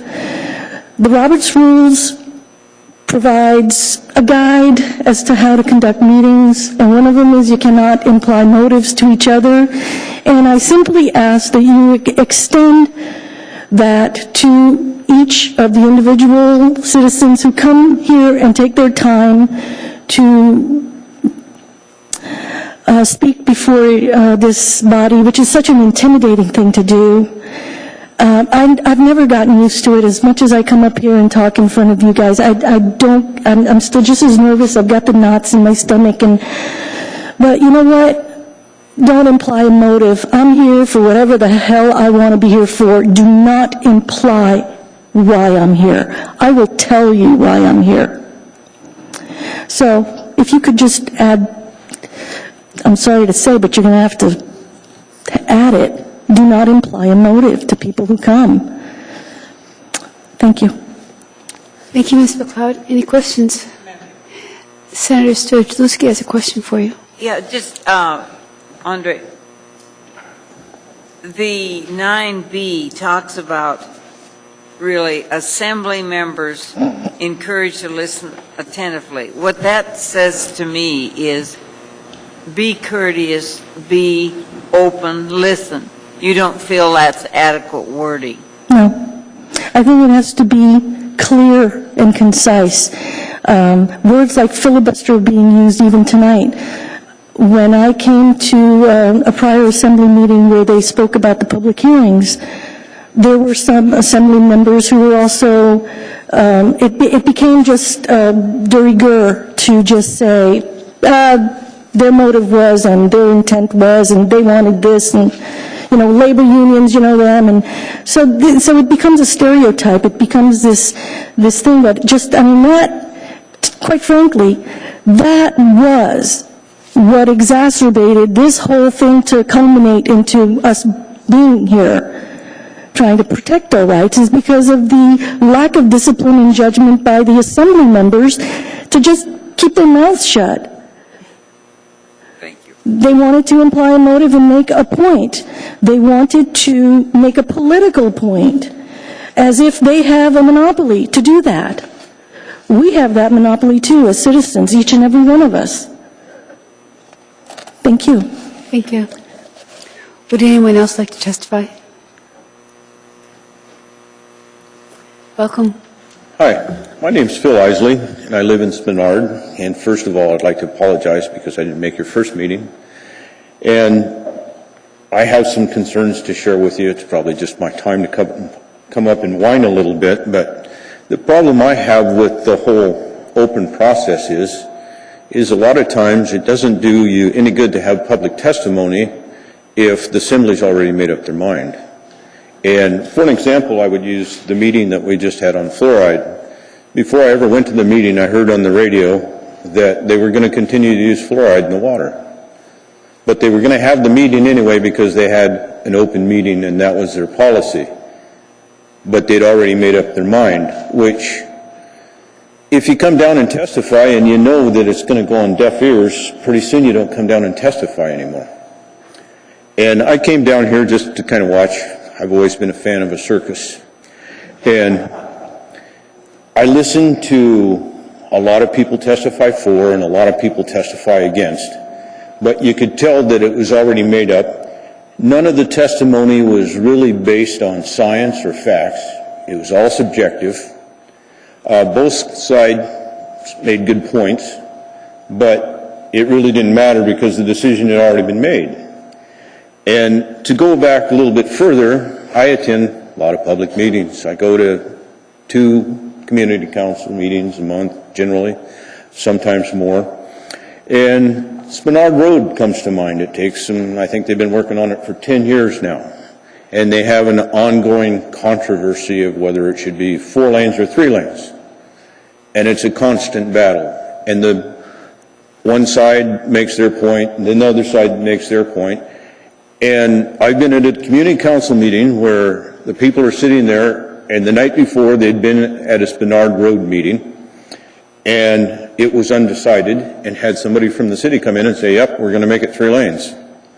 And they all jump up in uproar, and it was like, that hasn't been decided. And the point is, when you go to these meetings, I feel a lot of times the city's already made up its mind what it's going to do, and then they just hold meeting after meeting until all the opposition dies away because they can't take any more meetings. And the reason I bring this to your attention, because a lot of times when a bunch of people, roughly, if you have 500 people that come into this chamber, the city will cave faster than a sugarholic in a candy factory. I mean, they will roll over and give them what they want. My example is, we passed a 5-year, $120 million bike plan because the bicyclists came down here and mobbed it. They didn't have any way to pay for it. They just wanted this added in, and they had a plan, and they mobbed it. And so this brings me to my recommendation. I really feel that if 500 people put down their dinner and came down here to do something, instead of letting our assembly decide, that maybe we should consider putting it on the ballot, because if that many people are that concerned about it, maybe we should take it out of the hands of these people right here that many times already have their mind made up regardless of what we all say. Because public testimony won't do you any good if the guys sitting over there are unwilling to hear it. And I've lost faith in them. Any questions? Thank you, Mr. Isley. Questions? Bob? More of a comment. I always felt crappy when I came to testify and nobody said a word. They always implied, well, I said it, nobody listened.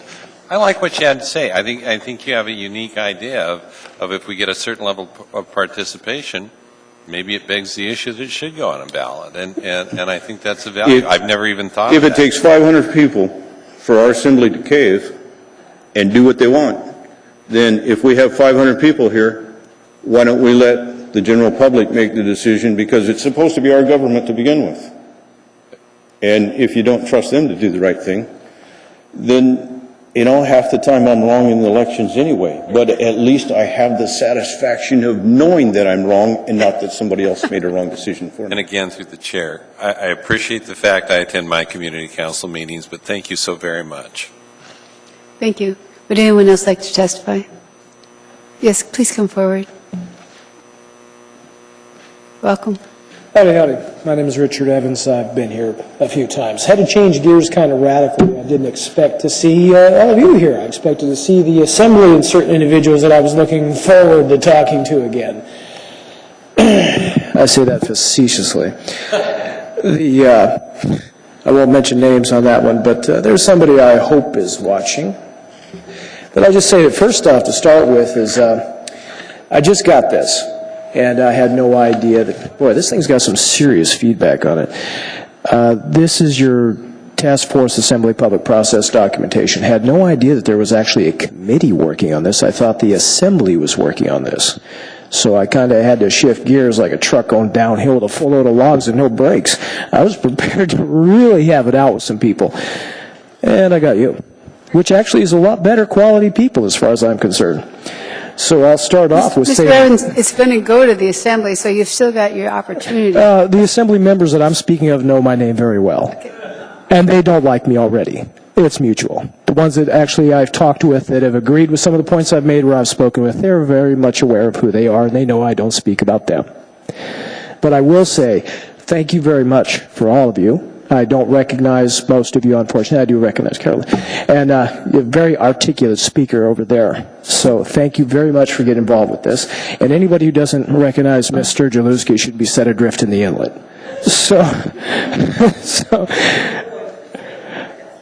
Yeah, it's just that anybody who doesn't recognize you really doesn't pay attention.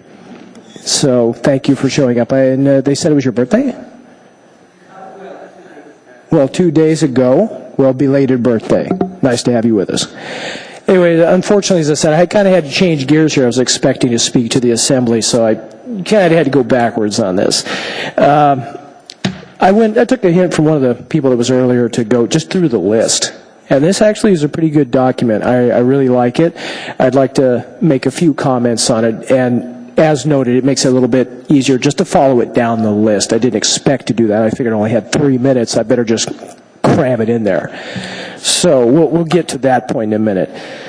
First off, on the very first section, page 1, process should be open, accessible, predictable, inclusive, transparent. I would really appreciate it, this one, if you just kind of hammer this one home to the Assembly, because this very important. I think Mr. Traney is already going to make that one clear. Being open and transparent, wow. He's already on board with that one. So that one really, really needs to be clear to the Assembly. I'm going to cite two specific examples. The first one is Title 21. It took a decade for this city to work that over. And then our duly, I believe he was elected. I believe he was elected. Mr. Mayor, yes, he decided to send it over to his personal consultant, Mr. Coffey, and have a substantial rewrite done of it all by himself. And then they got turned over to planning and zoning, and I understand there's quite a few of our mayor's appointees on that, and they just kind of and passed it on. I don't find that to be inclusive, transparent, clear in any way. So that's just one example of how the policy in Anchorage is not being settled clearly. Another one, if I need to bring it up, AO 37. And let me make this clear. I'm not a union representative. I'm not here for them. I don't need to defend them. I didn't like the way the situation was handled. I don't care who's up there. I don't care if it's Idi Amin up front and he's discussing his population control measures. Okay, this is not something you just do privately for what you want. And it's my understanding that AO 37 was in process since July, and I hadn't heard a word about it. Nobody heard a word about it. There were Assembly members I spoke with afterward who had not heard anything about it, but it was given to a private lawyer just under the cap on having to report this kind of thing, where it's, I believe it was $30,000. You have to report the expenditures if it's over that cap. It was my understanding it came in at $29,500. Mr. Traney, do you have that? He does. $29,500. Wow, what a coincidence. $500 under the spending limit, and we don't have to report it. Darn. And there was a lot of people in the dark about that when all of a sudden, boom, and it blew up. Oh, and coincidentally, again, you got to love that word. Coincidentally, that type of action was filed, if I'm correct, on a Friday, 15 minutes before close of business for the weekend, and coincidentally, what was it, 15 minutes before the close of, Mr. Moe, I believe that was before, 15 minutes right before you could file for an Assembly candidate? Wow, what a coincidence. And we're talking, okay, let's try this again. Open, accessible, predictable, inclusive, and transparent. That's about as transparent as a lead box. And that was not at all cool.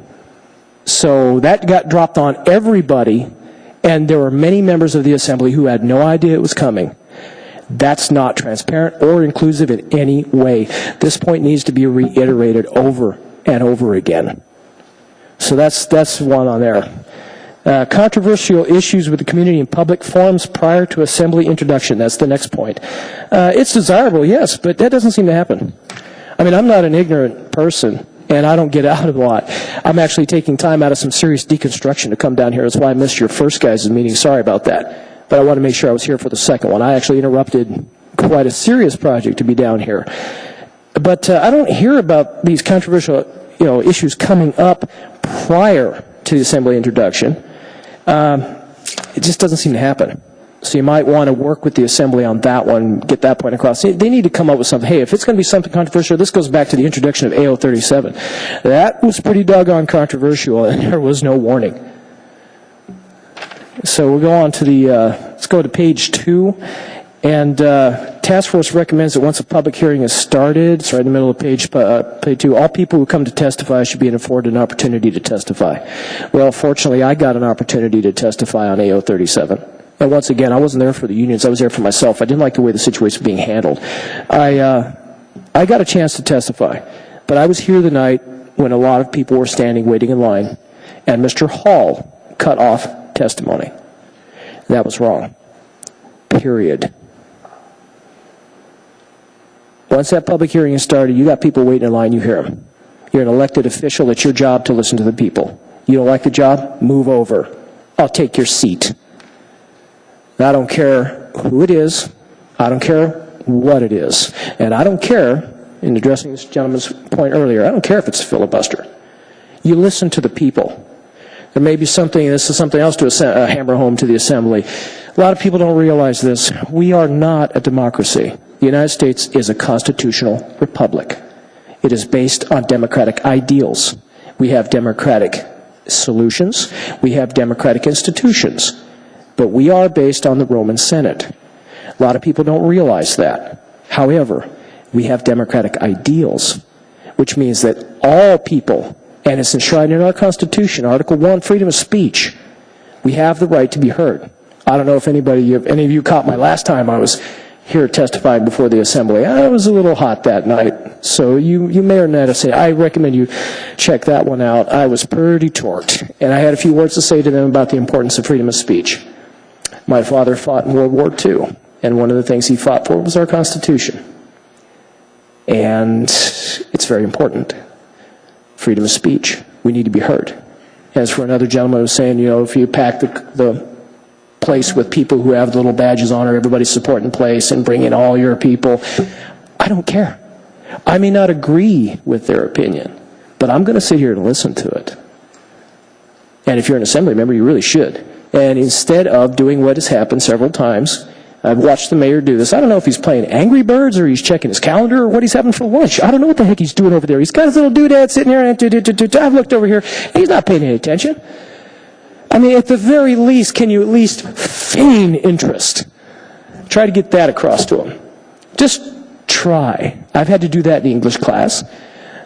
I had to do that in military class. I was going to sleep. The guy up there is droning on and on. We called him Sergeant Sominex. I still listened to what he had to say.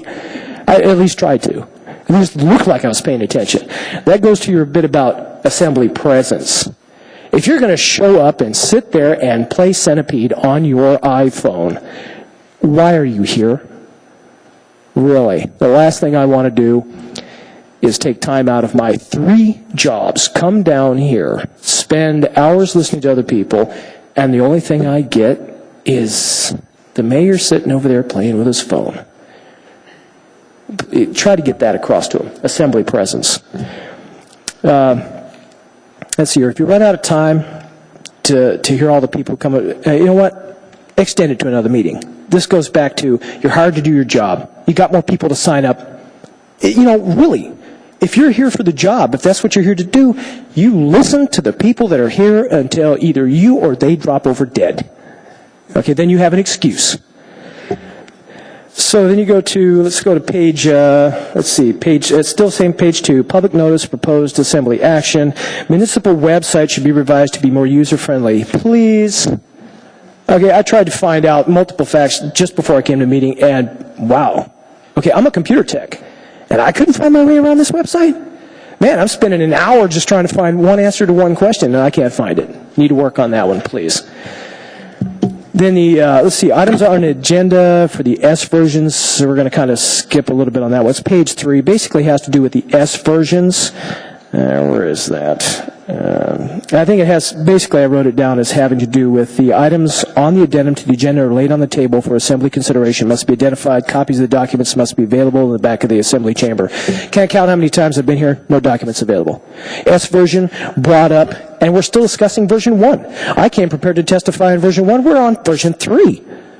What's going on here? I don't even have time to look at it myself, and I'm not blaming you. Okay, I'm blaming the people that are trying to throw stuff up here without giving even the public enough time to go through the documentation. I don't want to see S version 3 when I'm still working with S version 1, which I came here to testify on. If you're going to do that, continue the meeting. Send it over or say, hey, we're taking a break. We got an hour. We're taking a break. We're going to go to a different version. We're giving everybody an hour to come up to speed. Not unreasonable.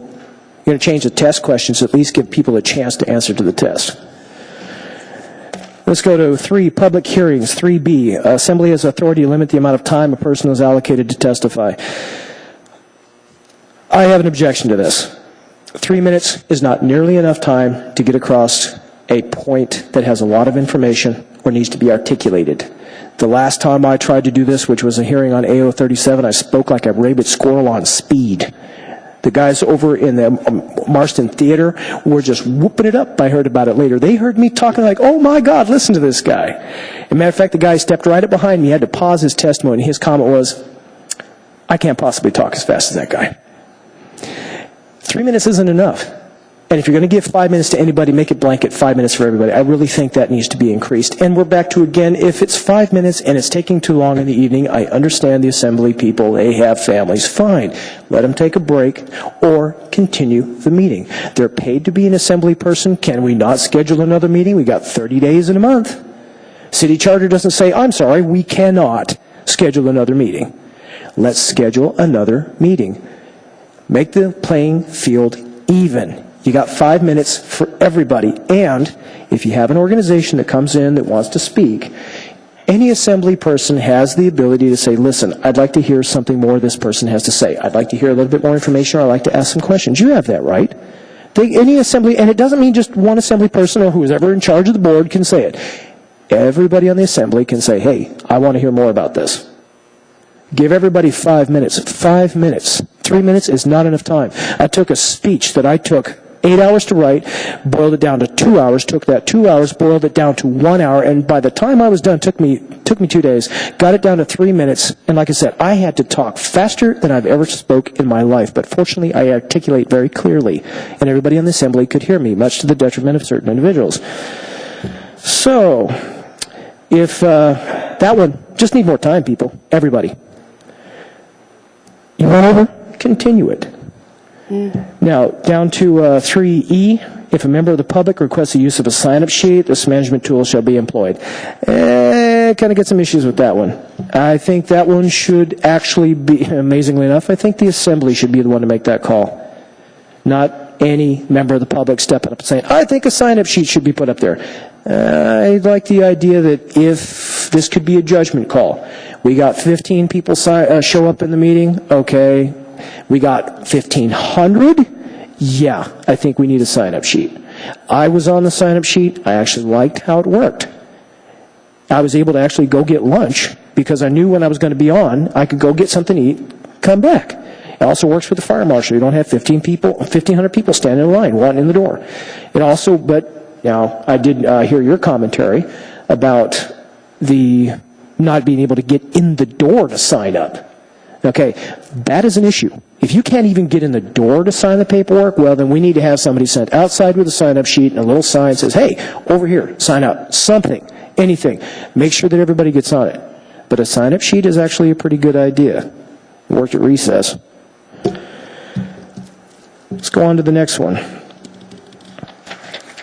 Let's see here. Oh, just real quick, I had one question for anybody here. Does anybody know if the assembly actually gets paid? Did they receive a paycheck for being part of the assembly? They do. They do. Okay, then that goes right into them, you know, they're being paid, they should listen. Okay. If the assembly, let's see, go to 4J at the top. If the assembly anticipates that public hearing will draw more people than the assembly chambers can accommodate, the Marston Theater worked great. That was a great idea, worked great. They saw me on the screen, they thought it was cool. I had people recognize me when I walked in the door and I got cheered. Hey, that was awesome. I like that. And people can see and hear public testimony very well in there. I like that idea. Or if this is a really contentious issue, such as AO 37, then the assembly can consider moving to a public place. This is a very good idea. I like this. We have several different places in town where this can be done. You can move it to a bigger forum. For that matter, if the weather's nice, you can have it in the parking lot. Mr. Evans, there are other people who want to testify, so I'm going to ask you to try and summarize your comments. Sorry about that. I will try to hurry it up then. 4D, task force recommended changes are substantial. Change the original proposal through substitution. You should have a new version, and it should be put off. And let's see what else here. I have to come, apologies, my notes were set up for being actually here for an assembly meeting. Oh, yeah, assembly presence, 9A, urge to limit the time of their dinner break to 15 minutes. I think you guys should give them a little bit more time, honestly, because if they're going to sit up here and listen to a lot of people talking, they need a little bit more than 15 minutes for a few roll aids. And let's see here.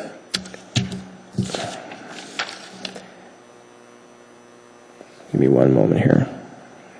Okay, the community council issue. I don't get a lot of information from any of the community councils. If you're going to have the community councils bringing up stuff before the assembly, you know, trying to break this down in more manageable chunks, they need to work on their dissemination of information. because the community councils are not getting me the information. I'm getting information off the internet is where I'm getting it for the assembly meetings. I'm not getting it anywhere else. So if you want the community councils to start taking a chunk of this, you need to work on getting the assembly to say, hey, listen, this is what we're proposing, get it out to the assemblies, get it spread out a little bit better, because it's not coming through any other way. So I got a few other issues to say, but I think that's enough for now. We have a question from Bob Churchill. Yeah, you indicated you were a computer tech. Have you tried to use the Federation of Community Councils website? Federation of Community Councils website. I've never even heard of it before today. Well, it essentially is sort of a housekeeping organization for all the individual community councils. You can sign up and get information through there that comes to the community councils. So if you just type, you would know better than I. Yeah, Federation of Community Councils. FCC website. http:// Yeah, got it. And I've told you more than I actually know at this point. So. Yeah, that's quite all right. Any other questions, comments? Thank you, Mr. Evans. We Thank you. appreciate your time. Would anyone else like to testify? Please come forward. Welcome. Thank you. My name is Michael Dunsmore. I was born and raised here in Anchorage. First of all, I'm going to try to follow along my little notes here on my phone, so I'm not ignoring you. That's my notes. First of all, I want to thank you all for your work on this, really. And the majority of this, I think, is really great. In fact, even just some of the categories you decided to look into, I thought were surprising, but also really important. I'm glad you looked into S versions. I'm glad you looked into the venue, and even the assembly presence section, I think, were some really interesting issues to take a look at. So I think all in all, you've done a fantastic job. That being said, I think this is a unique opportunity where the Assembly has asked the citizens to actually take a look at how they involve the public. And so possibly this is an opportunity even to do more. And in that aspect, I would point out that testifying before the Assembly and before anybody, you're commenting. You're not actually discussing with your elected officials. And so, as I do not think in any way, shape, or form anyone should be not allowed to have the public testimony. But it sucks. I have been to many, many controversial Assembly meetings over the years since I was a teenager. And it's not fun for the Assembly members to listen to hours of testimony. It's not fun for us to sit here and wait for hours, to come back 4 or 5 days. It's terrible. But everyone needs to be able to be heard. But I think if you had a more collaborative process, you might have less time spent in the Assembly meeting if you did the work outside of the Assembly meeting. So if there could be more avenues for people to actually meaningfully discuss and work through issues with their local elected officials. Maybe it can be done through the community councils if you have small group meetings and elected officials come and participate. Maybe it's a separate thing where you actually have public citizen work sessions with their, we have a couple elected officials, small group of people, you invite the neighborhood, you actually talk about the controversial things. It could be, I like the idea of having some website improvements. You could have a totally web-based service that you have forums and communication tools, and you actually talk to elected officials and have a group discussion of the people of Anchorage. It could be web-based. The idea of having, well, I think I'm getting a little sidetracked. And I know there are a lot of tools out there, and that there are some other cities around the country that are doing similar things for various projects. So I know there are things out there. Okay, let me get back to my notes and more specifics. And so the real issue is that we have this legislative body format, this Robert's Rules of Order. It just doesn't allow for discussion. And so if I want to have my opinion heard, I'm going to sit here and wait for hours and talk to you for 3 minutes. But I would have loved to have sat down for a half-hour work and discussed stuff with you in a group instead, if I could have. About the S version section, I am curious about your recommendation that the clerk's office would evaluate whether it needs to be a new ordinance and have new hearings and stuff. My thought is that if it's an S version, it's substantially substituted. It probably needs to be something new. If it's something that the members can do amendments on the floor, then probably doesn't need to be anything new. I mean, that happens all the time. The sponsor goes, oh, you know what, yeah, let's change that sentence to say blah, blah, blah instead if that makes the other members happy. That doesn't need to be new. But if you're going to present a new document, You really should, and especially for multiple days of testimony, because if I read some version the night before, I show up to the meeting and there's a stack in the back of a new S version that I haven't read, and I came here to testify, it makes it kind of difficult for me to come from an educated perspective. So I'm not sure, and I'm not really sure the clerk's office needs to be making those sort of deliberative valuations. As great as our clerk's office is, they're not elected officials. We didn't elect them to choose and make decisions for us. The section about having a public record, please, having a public record that's accessible for anyone to read online would be amazing. If I could, and make it really obvious on the website. I mean, I should go to the Assembly webpage and there should be a big link that says, comment on ordinance number blankety blank. I click that button, I write my stuff, it sends in, and then I can go and look at the record, and there's my thing in the record. Wonderful idea. I mean, really, I couldn't. Having that accessible not just to the elected officials, but to everybody, to have it a community discussion, would be priceless. And if you wanted to find a way of having you mentioned having a login system and verifying people's identities. I would just wonder if there's possibility we could contract with the state of Alaska and tie it into they already have the My Alaska logins, which everyone does because they're PFDs, and already verifies your address and everything. I mean, maybe we could look into contracting with them for their address and verifications. As for assembly presence, in the state, when you go to Juneau, as some of you have been and worked there, we don't allow electronic devices on the floor. You can have them in committees, but not in the legislative body. So possibly should we look into not allowing cell phone uses between assembly members and force them to be more present, but also it means that all communication they have has to be open to the public. Instead of, I'm going to email the other assembly member sitting 2 seats down, like, I'm going to vote this way. How are you going to vote?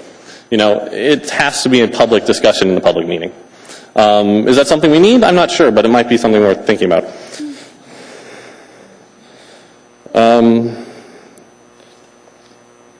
And the same thing, following those same lines, assembly members leaving the room, obviously people have to go to the bathroom, they have to refill their coffee, they have to do whatever. But the reason why, we already have a serial meeting law that we can't let more than 3 assembly members meet at a time without it being a public meeting. And that kind of is to give the appearance of being upright. So there's no appearance of impropriety. But you kind of lose that when you see 2 assembly members walk into the back room and maybe the mayor follows them and then they come back 5 minutes later. Maybe they didn't discuss anything that was happening on the floor during the public meeting, but maybe they did. And for sitting here and watching, you have no idea. So I don't know if there's some way to limit that so that it doesn't appear to the public that the important information isn't public, that it's happening back there instead of out here, which is very unsettling. I'm sorry, I'm kind of jumping around as I read down my notes. About the time limit, I understand. My question, I guess, would be, what is the purpose of having a 3-minute time limit? Is the purpose of a time limit strictly to make it flow faster so that it doesn't take as long? And if that is the sole purpose, is that really a reasonable purpose? Should we be limiting our public participation? Or should it be just up to the chair to keep everything moving at a reasonable pace? I mean, and we all know the reason why we're here and working on this is because the public faith in this has been a little bit shattered over the past year and past 6 months or so. So that's why you're asked here, and that's why we're all here. So, I mean, I think these are important questions to think about. It would be really great for people to know what's coming up on the assembly agendas better, and I noticed you talked about that in the notifying of, what was that, Section 3 about assembly meetings, about the public hearings. The more places we can tell people what specific ordinances are going to be talked about on that Tuesday, the more likely you're going to get people to think about it and come and that have real thoughts they want to give, instead of being like on the spur of the moment, oh my gosh, I saw on the 5 o'clock news that they're talking about this and I have to run down. Maybe the city should try to partner with our local media outlets. Maybe every Sunday paper there should be an ADN. Here's what's coming up this week at the assembly. There should be a little column. Maybe we should work with Channel 2 to run a thing. You know, reach out to some of our media and see if we can get those announcements in more places where people might see them. And of course, social media, Facebook, and that stuff. I mean, it'd be really great if the Muni had its own, maybe it would probably have to be run through the clerk's office, sorry Amanda, but its own Facebook and Twitter and that sort of stuff. We do. Really? Wow, no one I know has ever used it. That's cool to hear, I'll look for it. Maybe even a Muni app. If we could have an app developed for my phone so I could follow along would be awesome. And about the meeting room itself, your section 7. One, I like the idea, which actually wasn't in this section, but that if we need a bigger venue, we should use a bigger venue. I mean, it's silly to have people outside in the hall, wherever, where they can't really hear what's going on and follow. I mean, the city has lots of venues. But this room itself, you've noted, is not super well set up. The acoustics are bad, as I'm trying not to right now have too much feedback. But beyond that, this is a really intimidating thing to do. Not only is this room kind of off-putting with this raised bar and everything, but I'm a professional performer for my job. I'm a professional dancer. I've performed on some of the biggest stages in the world, the Kennedy Center in Washington, D.C., the Mariinsky Theater in St. Petersburg, Russia. And I get nervous when I come and talk here. I don't know why, but it's really intimidating, and I think if we could, if we could fix that and make it easier for people. My parents are both professional attorneys. I mean, they talk for livings and argue cases, and I've seen my parents break down in tears trying to testify before the assembly. This is frightening. I mean, no one likes to do it. And so if we could, I think addressing the venue, because it's so standoffish and you got the camera and the microphone, you're way back there. I don't know. It's something that I'm glad you put in here to discuss, but even more, if anything we could do to put people at ease and make this really easy for them, which again might be taking it out of this setting, letting them work in a small group in a little discussion and actually do things. And with that same kind of train of thought, not so much the assembly, but all the commissions and our other elected and appointed bodies and elected bodies that go along that work for the assembly, everyone should be comfortable with the public being there. They're all public meetings that are public noticed, and I have shown up to more than one commission meeting, granted being the only member of the public, and had the members be really uncomfortable with me being there. Asking me why I'm there or not. Recently with the election commission, they were extremely uncomfortable having the public involved. I know some of you up there remember that. Same thing, I went to a Health and Human Services Commission meeting, and they were very uncomfortable having someone watching what they're doing. I don't know if there's some way to involve them more and get them used to the fact that the public should be involved and should be interested. And even if you're just serving on a commission, you're still serving the people. I don't know if we need to have better training or something, or just work with the public more. And okay, 2 more thoughts, almost done. And so just to answer what was coming up earlier in the evening about sign-up lists. Sign-up lists are clunky. If you have we all know that, a single sign-up list, you call 3 names, 2 of the people aren't there, it takes time, what if we did it more like airline boarding? So where you have like zone 1, 2, 3, 4, or rows 25 and above. So maybe you make a list, and I'd say probably about 20 people per chunk of testifiers, because that, in theory, if everyone takes 3 minutes and go fast, that's an hour. And that way it kind of gives you a manageable amount of time. Each 20 pages sign up should be an hour of time. And you say, okay, page 1, lineup, you're zoned in. And then when you finish page, you go page 1 and 2. So in case you missed your page 1, you're still included. You didn't lose your opportunity.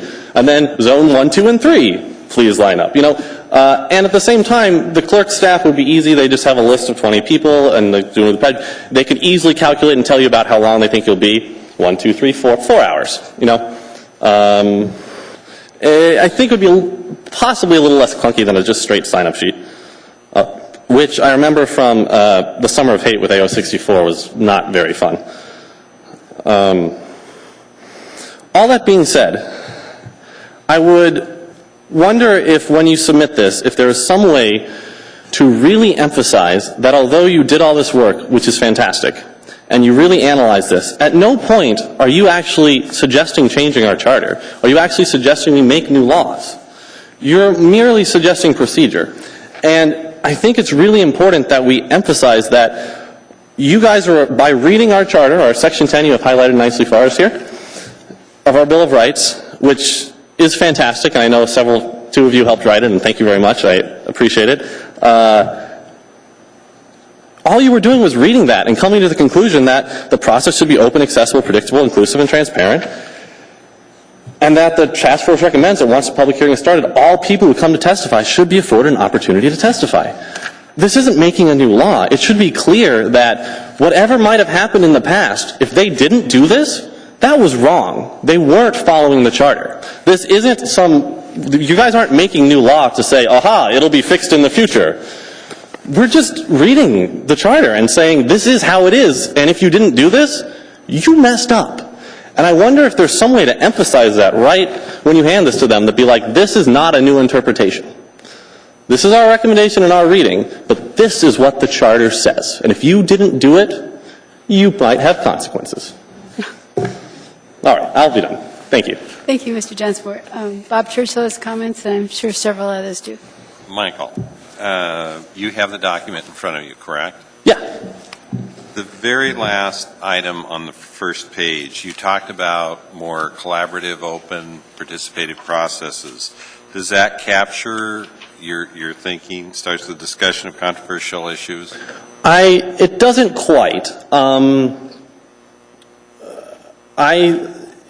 Yes, I mean, that thought is good. I guess it doesn't recommend how they should do it, and I think some of that would be as well. And I know you're a representative of the community council, and I've been to several community council meetings, and they are, I'd say, less intimidating to the assembly, but not unintimidating. They still have to follow that same Robert Rules legislative procedure. The members sit up front, you raise hands, you vote, you make motions. It's still not a group sit down and discuss a problem sort of scenario. Thank you. I get where you're coming. I've been in a number of processes, and you're taking a step back from that, much more of a task force problem-solving style of group rather than a group that has a body and voting and that sort of thing. Yeah, and I wouldn't limit who's invited. I mean, maybe the community council could organize it, but you invite everyone in your district and say, please show up if you want to talk about this issue. And I don't know the trick is I don't know how we decide what's controversial enough to warrant that and what's not. But it seems like you would save, instead of having 600 people line up, if 400 of those people already met in small groups 2 weeks prior, they wouldn't necessarily have to line up, and then we wouldn't all be here till midnight. Thank you. There's several people who want to come in. I want to say two factual things first. One is when an S version turns into something else that it should become a new ordinance, we don't say who does that because we couldn't figure out how. And I want to let you know that the city and borough of Juneau has an ordinance that says that when an ordinance actually morphs into a totally new idea, they have to start over again. And when we talked with assembly members and the clerk in Juneau, we said, how do you do that? How do you know when it has happened? And how do you implement it?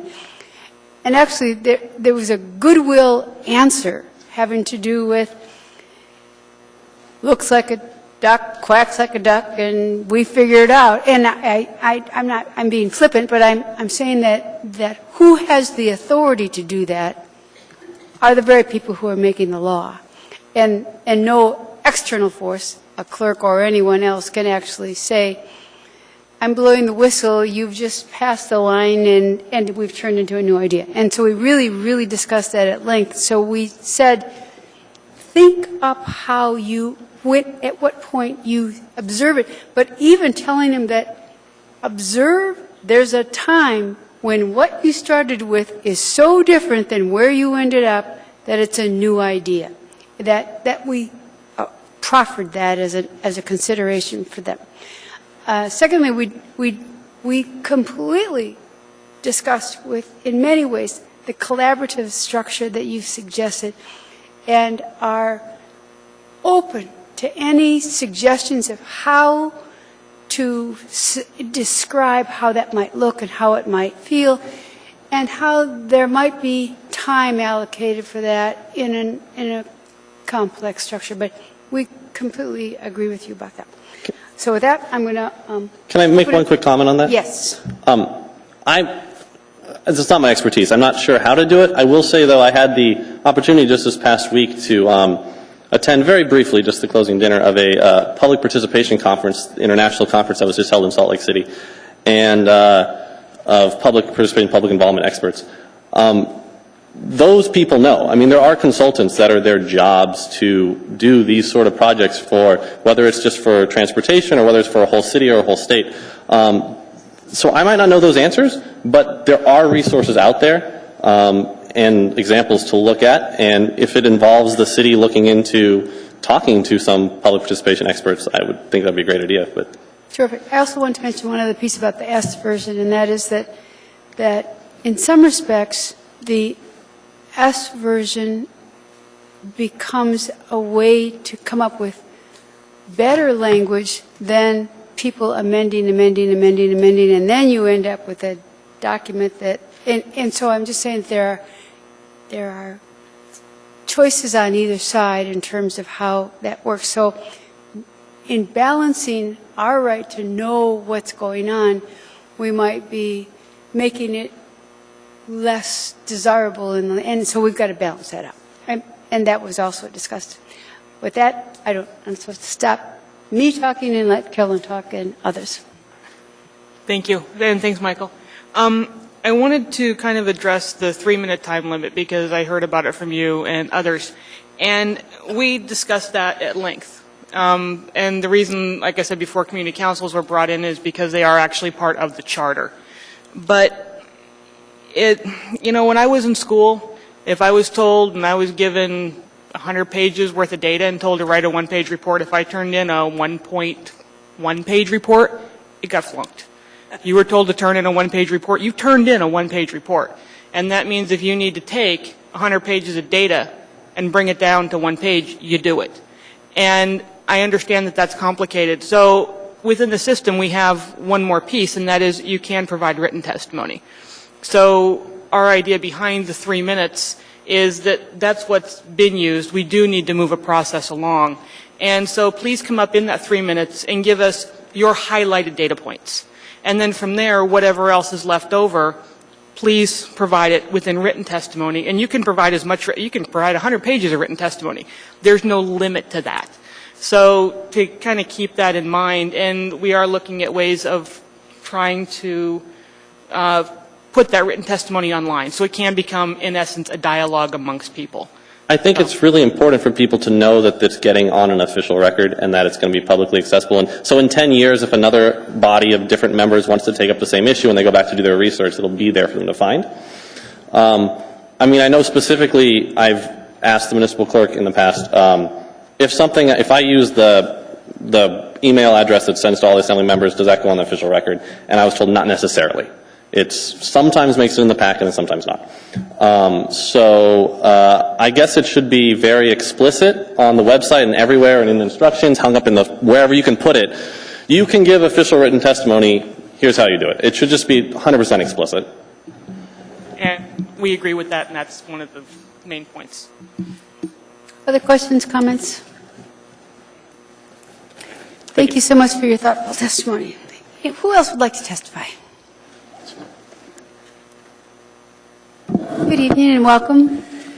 Good evening. I'm Pat Redmond, and I want to thank you for the work you've done. I think when I came in tonight, I was going to say, this is great, and it is. And I was also going to say that Kathy Gleason pretty much covered a lot of the things that I was going to cover. But then Mr. Ferguson got up, and then my blood pressure went up.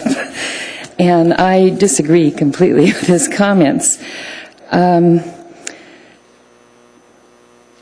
of what he said was that community councils can do this. Well, community councils do this. They do try to provide a place for the public to come and get basic information on these issues before they come before the assembly, if they know about them. But the community councils, it seems to me that before we formed the Federation, when we were forming the Federation, our budget was $120,000 a year. That was for a number of years. when we actually had fewer community councils and a much smaller community. The current budget is $80,000 a year. Now, this is going to come up later. There's another, we're looking at the community council ordinance and all. But just be aware that if community councils are going to play a significant part, which they should be doing, they need funding. $80,000 a year in the community we have today doesn't do it. So that's my part there. The other part, I thought your affirming principles were very good. I really like that. Regarding time limits,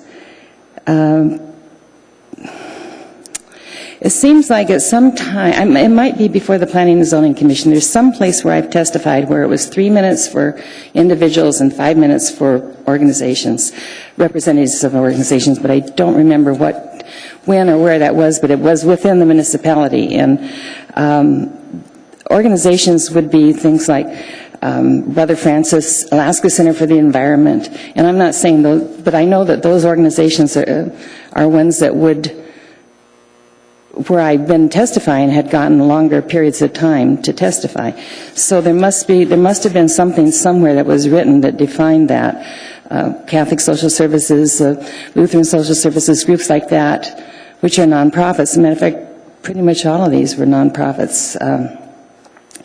So that might be something to look at, but I'm not sure if you want to define it that much. It might be that we have the 3-minute limit, and then someone says, as an organization tonight, you can have 5 minutes. It depends on the issues, maybe. Sign-up sheet. If a member of the public requests the use of a sign-up sheet, this management tool may be employed. I don't like the word shall. I know this is a draft document, so I'm sure that some of these will be looked at again, but I don't like the word shall. I think may, and I'm not sure if the member of the public should be the one requesting the sign-up sheet. Hearings may be set for Saturdays. Hearings could even be held on Saturdays, but I won't say maybe. The next thing you know, we'll have all our meetings on Saturdays, and it's going to be the Saturday of July 5th, the day after the 4th. So don't do that. I was really pleased with the work you've trying to do on the substitutes, because that's a big problem. The notices on the website and public information. I went today, just before I came, I wanted to make sure that I had this correct. I even checked the RS feed, because RSS, whatever that's called, to see if there was anything new on there. And the public notices for assembly coming up for the 8th, there were 1, 2, 3, I don't know, there's 12 or so public items for public hearing. They all just have the ordinance number. I have to actually go in and look at that item to find out what it is. I have the ordinance number and all, but it didn't tell me in the RS feed. I would have to actually go look at the agenda or go somewhere else to find that. And I don't think that's adequate. And I have to remember to go to the RS feed. And that was our very first recommendation under public notices, is that the title of the ordinance should accompany the number. Right, and I wanted to re-emphasize that. The other is information getting out to the public. I get a notice from the planning department on on all the ones, on planning issues that are coming up, whether they're public hearings, requests, whatever. Because I've checked specific community council areas that I want, and so actually, basically, I get it for the whole municipality. But I get it, I look at it, it tells me, almost every one of those, what community councils have been notified, specifically for those. Other community issues that may not, but land use issues have to go to community council, at least be notified. Now, whether or not we discuss them depends on the issue. It may be something really that we don't really need to even discuss. But some of those do come before us, and we talk about them. Other things, I found out that there's going to be some community sales tax discussions. And I found it because I did not go to the chamber meeting, but the day after the meeting, I pulled the mayor's PowerPoint from the chamber discussion about the state of the city. And in that, towards the back, is a page that said, sales tax community discussions, and it gives dates. I went to the website of the municipality twice now. I have not been able to find any other information on these meetings. Now, it does say where they're going to be, but I can't find any background on it. What material are we going to have? And actually, these should go to community councils, too. It shouldn't just be, so there's 4 dates, and they're coming up at the end of October and the first part of November. I don't even know which department to look in to find out the information. So that's something, you know, I know you're addressing it, but there's a good example of where there's a problem. There was one other little thing that was really important, but I don't remember what it was at this point. It had to do with that, again, letting people know about meetings and information. But I think everything, basically, you've done pretty good about putting this all together, and I really appreciate the time you put in on it. Thank you, Pat. Joelle, would you like to talk about? I would like to talk about sign-up sheets. I'm like a one-tune horn up here. I'm sorry.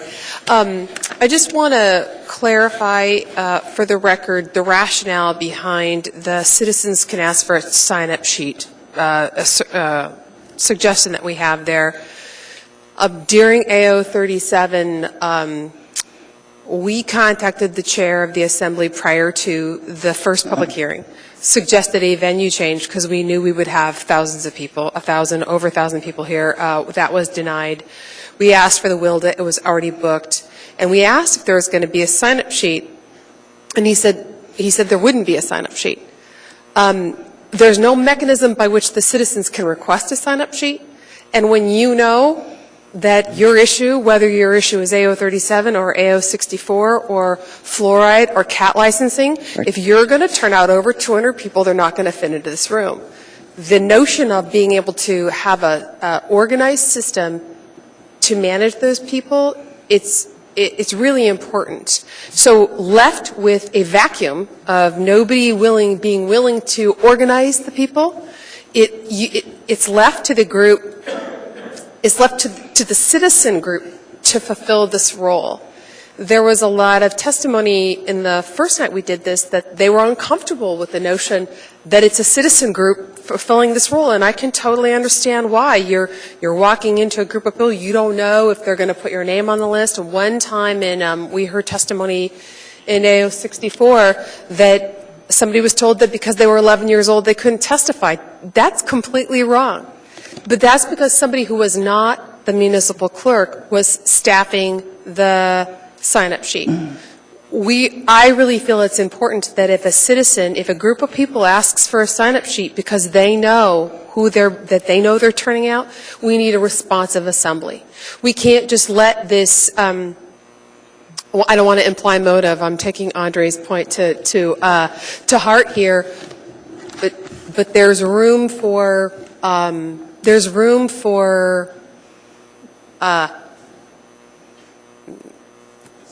misinformation and disorganization and confusion and frustration and tempers, and there's all of these things that can happen as a result of, and that was just one meeting. No, so you see where we're coming from, right? There has to be a way that the citizens can demand that some order be applied if the assembly is unwilling to do it, which is what we encountered. An unwilling assembly and a group of people who know they're going to have 1,000 people turning out. So you want to say it shall be employed. If asked for, it might it shall be employed. You may have to have it's something you're going to have to work. You're going to have to work on that. I'm not saying it shouldn't. I just think that shall is such a we had that discussion, when you guys were writing the charter, I remember being on committees to do that. The shall was a really hard word to do. Which brings me to something else I forgot. When Mr. Ferguson said that this becomes a public, political process, the public process is a political process. So let's just make it a little easier, and it is uncomfortable testifying. Thank you. Other questions, comments? Thank you for your comments. Good evening. Welcome. Thank you. My name is Nick Moe. Some people might recognize me as the write-in candidate in this last April. And I ran because of this issue, why we're here, because of the shutdown of testimony. So it's something I'm very passionate about, and which is the reason why I'm very thankful that you guys are taking this on and working on this. And I'm very happy with the recommendations you came up with. I think that really did a good job of reflecting the public comments you received at the last meeting.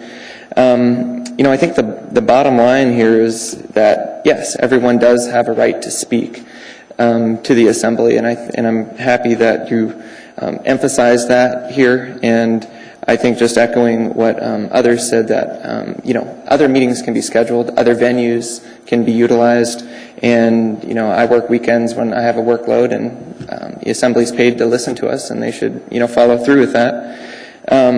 One thing I wanted to emphasize, with these recommendations is that they're very good, but what insurance do we have the assembly will adopt these?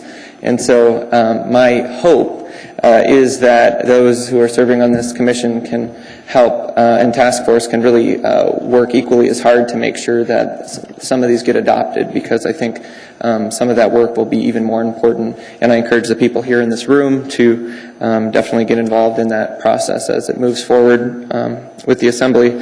I'd also like to thank the assembly members who are here in attendance. I think that speaks to the importance of the assembly needing to address this. My only addition, I have a few additions that I'd recommend to this document. One is, in terms of the meeting space, when people walk into this building, it's a little confusing. You have a theater on one side, two theaters, you have, you don't really know what's going on, and you have agendas that run out, and, not to throw Amanda under the bus or anything, but you don't have any eyes out there. And my recommendation is to put a little more community in this process, and you could get high school interns who are in charge of every meeting to hand out agendas, orient people to what the topics are and what's going to happen, and let at least people know where to go. I was standing out there before this meeting, and I was kind of serving that role as people were coming in kind of confused, and I thought it'd be great to do that. Also, just in regards to the committee structures and the need to try to front load the public process on ordinances, I wholeheartedly agree, and just to echo what I think Mr. Dunsmore said is, the community councils could be an excellent place to do that. We have community councils for a reason, and I think that in order for them to accomplish that, we need to give the community councils more resources to do their job and to do the proper outreach, and to make sure that process is followed through. I think it'd be great to have representatives from the 39 councils here every meeting to represent their neighborhood's perspectives, and that might accomplish some of the issues that we've been having with a lot of people testifying.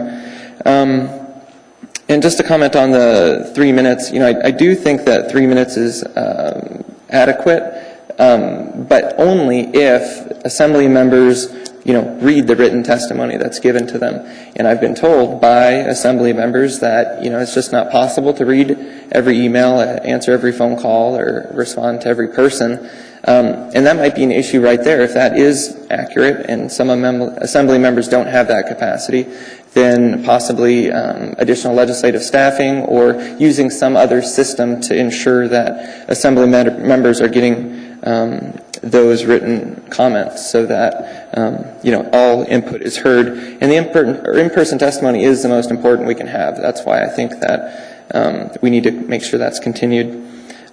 So with that, that's all I have to say. Thank you again for your work. I sent an email just today about the piece of technology that might be good. So you received that, Amanda.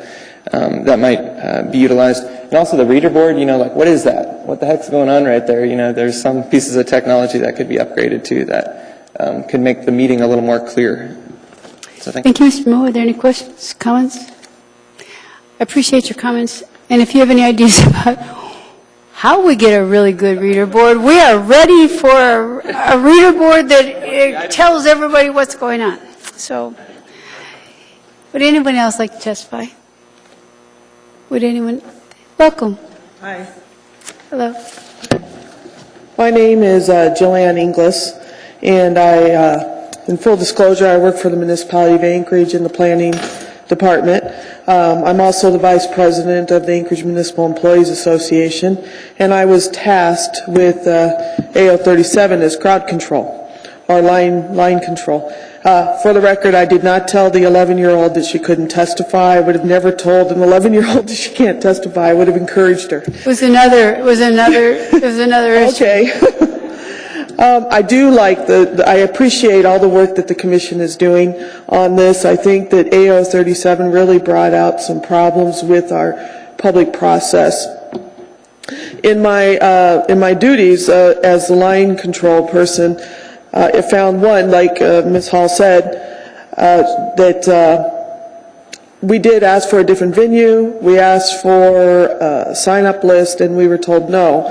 So then we ended up with the cluster that started out the first night. I started a sign-up sheet, but I found that to be cumbersome doing it from the back room for me because, of course, I don't have a microphone, I have no control, and I'm really not in charge of the crowd. It just so happened that the crowd let me be in charge at the time. So the second night, a friend of mine decided to use the number system, and that's where you saw that we handed out, for example, number 1, we would give 10 people number 1, and that's when you saw us putting the numbers up there so everybody knew, because at that point we had people over at the World of Marston and in this assembly chambers, plus out in the lobby. So I do like the fact that the assembly is following, I like the principles that this is, not the assembly, the task force, that this is an open, accessible, and predictable process, and that the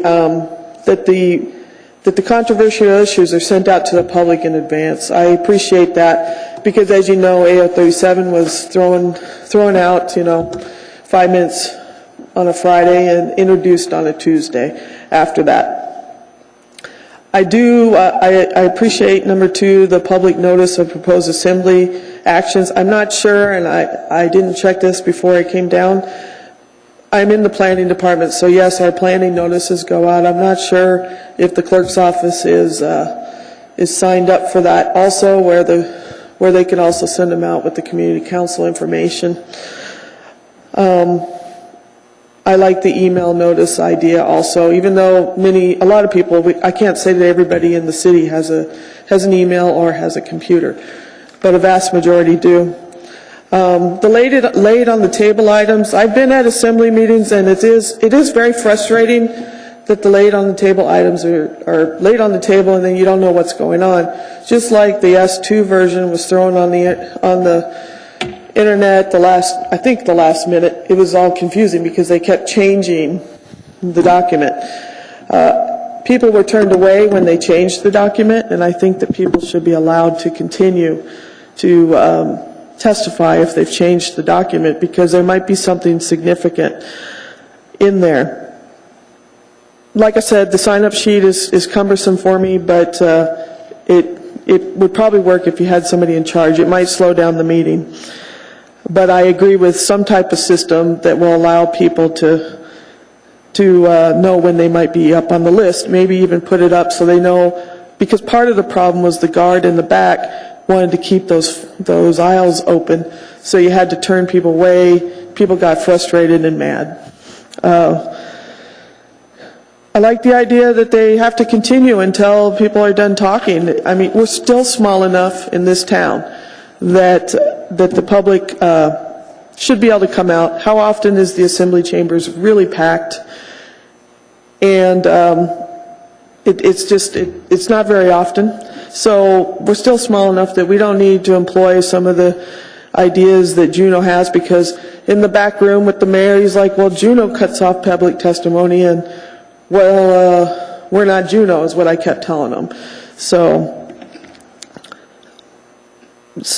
That's basically a lot of what I had to say.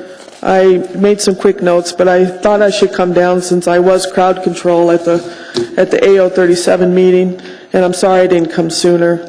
I do agree with the dinner break thing. It is very frustrating to show up here at, I don't know, sometimes 6 o'clock or 7 o'clock, and they go on a dinner break for some reason. And then everybody's thinking, I didn't have dinner, what's going on?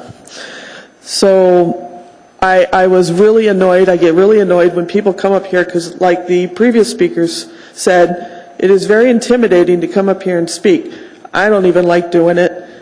And then you see them get up and they walk out of the room, or they're playing on their cell phones.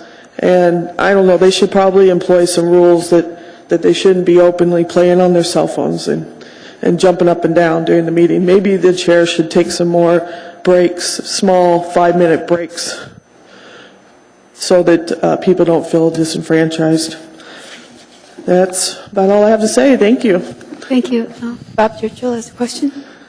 Yeah, thank you for your testimony. That whole thing about the age had to do with 64.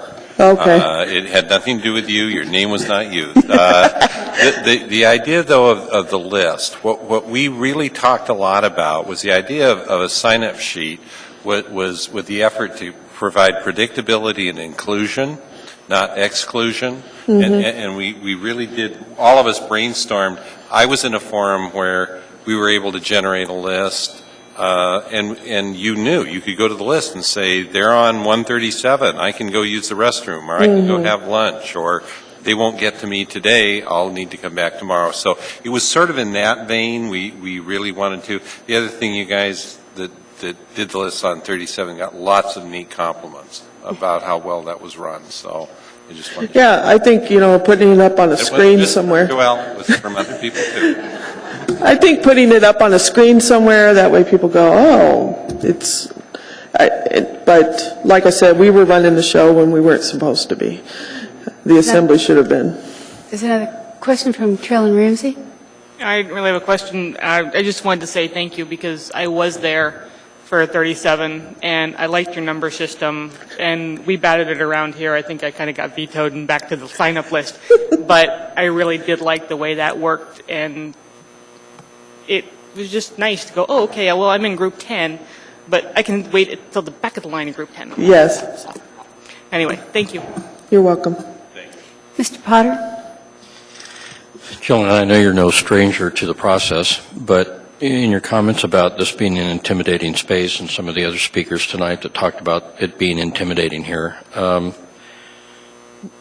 what could be done with the physical space to make it not so intimidating?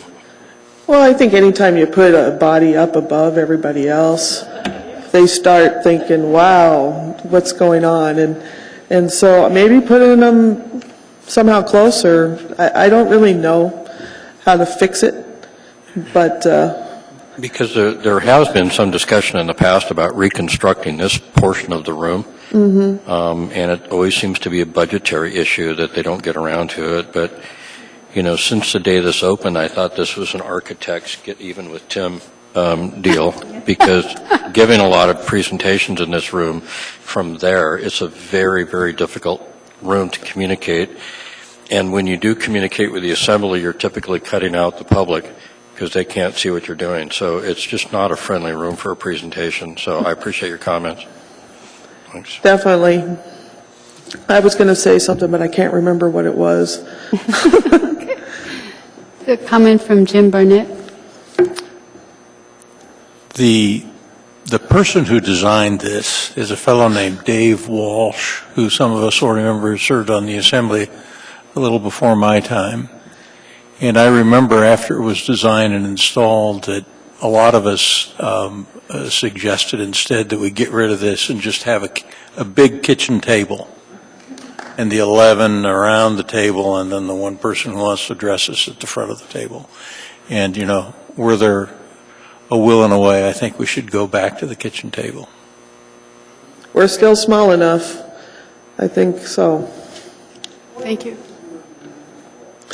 Well, and also, I do want to note that during AO 37, they were in such a rush to pass it that they actually canceled one of the public hearings for, I can't remember if it was the planning board or not.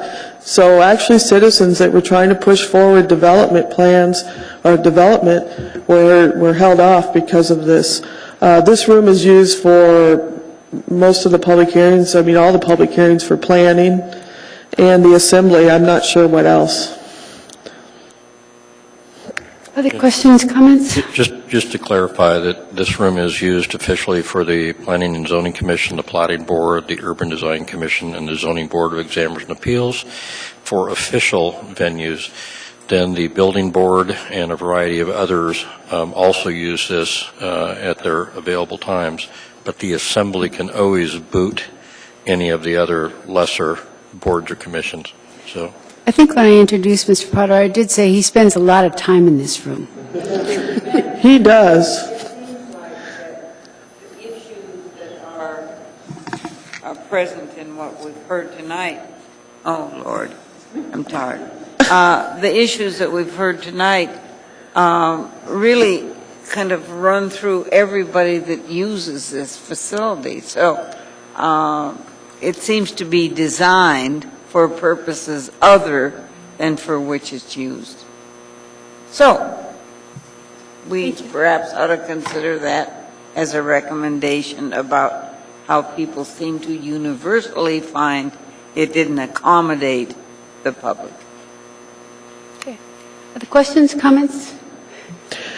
Another thing, I don't know, and I didn't get all the way through, and I may have missed it.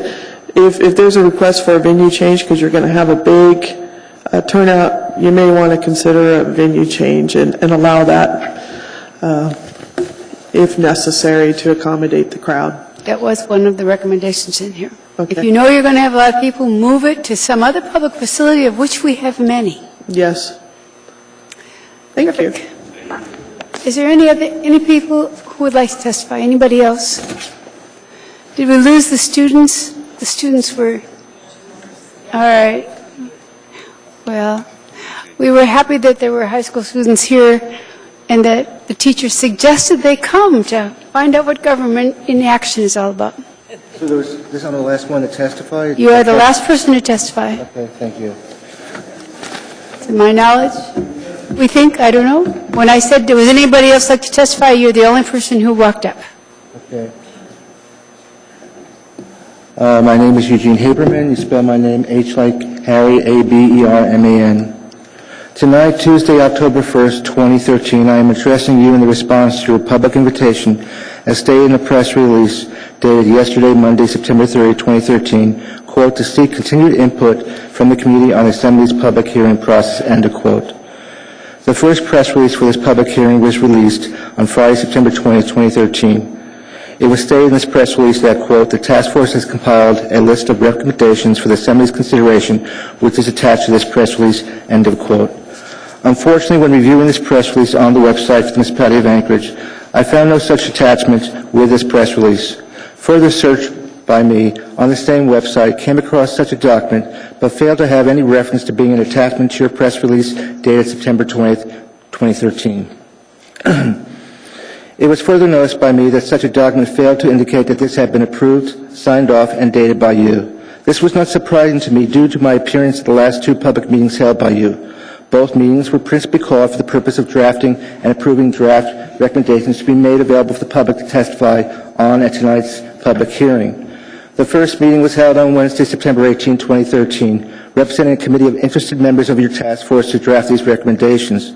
The second meeting was held the next day on Thursday, September 19, 2013, when you met to review these recommendations and approve a draft of recommendations for the public to comment on at the hearing tonight. At this meeting, you had provided comments as to what changes or deletions you had wished to have in this draft document. Since that meeting and prior to the release of the press release of September 20th, 2013, there was no public meeting in which your task force had approved, signed off on a final draft document to be made available for public comment at the public hearing tonight. In both press releases dated September 20, 2013 and September 30, 2013, you falsely claim that you approve these, quote, recommendations, end of quote, that are provided here tonight for public comment. Furthermore, the public notice for the meeting held by your subcommittee of your task force for drafting these recommendations on September 18, 2013, started at 2:30 p.m., was not made available until that same day on the website for the municipality of Anchorage. This situation resulted in that meeting being in violation of the open meetings law for the state of Alaska. Towards the beginning of that meeting, I addressed you and stated this. In response, you had no comment and proceeded with conducting the meeting. The appropriate action at that meeting following my statement should have been by you to immediately adjourn the meeting after issuing a statement that any action taken at this meeting prior to this is voided. I should also point out that same day, I received an email at 10:45 a.m. Alaska time from the Office of Municipal Clerk for the Municipality of Anchorage inviting me to attend the meeting that was to start less than 4 hours later. A public meeting held is not to exclude people from having an opportunity to attend a meeting. This invitation and lack of notice of this meeting to the public had illegally allowed for an exclusive group to know and attend this meeting. I wish to also point out that one member attending this meeting and a member of this task force was Amanda Moser, Deputy Municipal Clerk for the Municipality of Anchorage, a member of this task force who joined with you in complete silence to my charges that day. I wish to also call attention to your press release dated September 20, 2013, in which you stated that it is, quote, a list of recommendations for the Assembly's consideration, end of quote. My question to you tonight is, how can you have a list of recommendations for the Assembly's consideration when you have not even held a public hearing for public comment on your draft recommendations? Prior to the establishment of your task force by Anchorage officials with the Municipality of Anchorage, I have released to Anchorage Municipal Assembly, Mayor Dan Sullivan, and members of the public, including members of Alaska Press, a series of reports with regards to my continued investigation in the public process used by Anchorage officials when conducting meetings, including boards and commission meetings. This ongoing work came about as a result of my early decision on April 4th, 2012, to investigate the process used by officials associated with the Municipality of Anchorage when viewing the election held in Anchorage on Tuesday, April 3rd, 2012. An election in which more than 40% of the polling precincts ran out of ballots for voters to vote in that election. Among the concerns addressed in these reports include my concern to the failure of Anchorage public officials, including members of the Anchorage Municipal Assembly, when conducting meetings to be in violation of the Alaska's Open Meetings Law, AS 44.62.310 and AS 29.20.020A, and the Anchorage Charter, Section 17.05. When reviewing the public process Anchorage officials have used and continue to use when conducting meetings, I continue to find Anchorage officials conducting meetings that are in violation of the laws noted above. On Tuesday, May 22nd, 23rd, I had submitted detailed testimony to the Anchorage Municipal Assembly during a hearing amending Anchorage Municipal Code 2.30 regarding the taking of public testimony at public hearings. During my testimony on this ordinance, I stated that, quote, when conducting meetings with regards to the proposed ordinance noted above, my findings indicate that you have violated all the laws noted above, end of quote. During the Assembly meeting of Tuesday, June 4th, the Anchorage Municipal Assembly passed a resolution AR 2013-46 that would provide for the establishment of a citizen task force to advise and assist the Assembly in its development of procedures governing the Assembly's conduct of public hearings open to testimony from members of the public. Unfortunately, with the passing of this resolution, the Anchorage Municipal Assembly had failed to follow the appropriate legal steps in establishing a task force. Such a task force should have been established after introducing an ordinance for a public hearing in establishing such a task force. No such hearing had occurred. Furthermore, the resolution fails to identify the persons involved in the appointment process of members of this task force. In my closing statement to you tonight, I wish to quote to you from my closing statement that I addressed to you at your public hearing of September 3rd, 2013. Tonight, quote, tonight your appointment by Anchorage officials to this task force has provided a false hope that public concerns over public testimony at public meetings would be corrected. Today, we have a situation in which the fox is guarding the henhouse. The only appropriate way for this to be corrected by you is for you to submit your resignation tonight, along with all members of the Anchorage Assembly and Mayor Dan Sullivan. End of quote. Thank you. Any questions? Would anyone else like to testify? Hearing and seeing no one, this public hearing is closed. Thank you for coming. Thank you for your testimony. For running it. Yes, Mr. Potter. I just wanted to clarify, on the agenda, is there a persons to be heard for any other I apologize. items? I just wanted to make sure we apologize. completed the Thank agenda. you, thank you, thank you. It's not closed on the agenda. It does say there's now audience participation for anyone to come and talk to us about any topic they would like to talk to us about. Would anyone like to come and participate under audience participation? My name is Eugene Haberman, and I have a question to go on the record concerning, it's my understanding that as a group you met prior to this meeting to have a so-called dinner break. Correct? Well, there's a serious question by you having such a meeting without any public notice that this could be a factor to violating the open meetings law. Thank you. Thank you. We brought sandwiches and a salad, and we had that in the back room before the meeting started. That is correct. I would like to describe some situation to show you what I mean, okay? No. Okay, I can't explain a situation that I've watched, not you with your group, but someone who's, some government body that I witnessed is following the open meetings law incredibly well. Can I give that an example? Sure. The case is the City Council in Palmer, Alaska.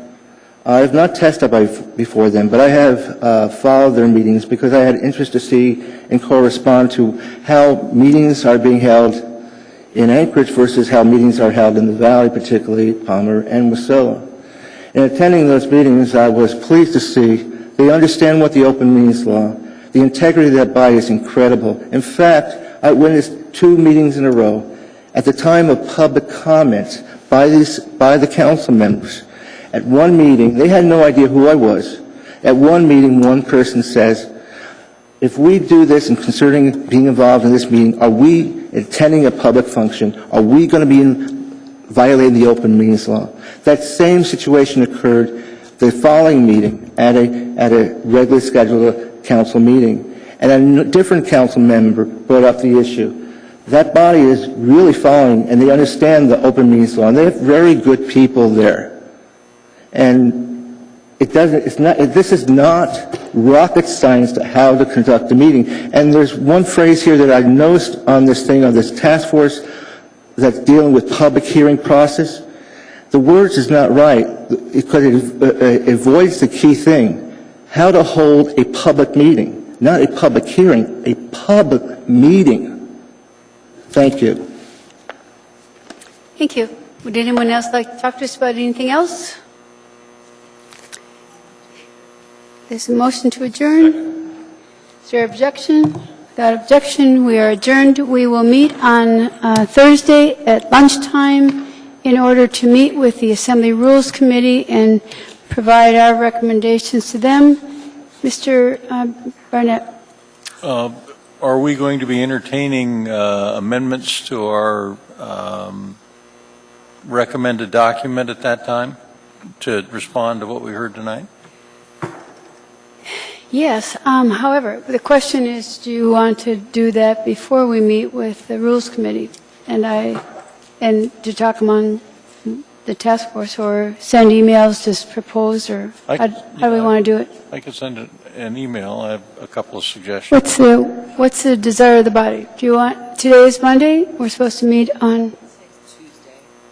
Today is Tuesday. See, this is really helpful. This is really helpful. Okay.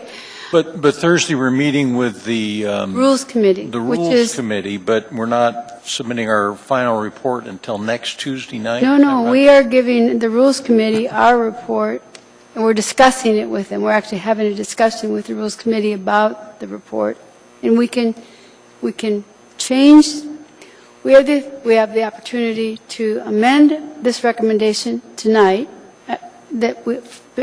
Before we meet with the Rules Committee, we can change our recommendations so that what we present to the Rules Committee is reflective of the public hearing this evening, or we could do that with them when we meet with them. That's fine. Yes. I think that it would be very useful if members could make us all aware of what those changes are. I judge you, but I doubt that they're going to make a good number of grants.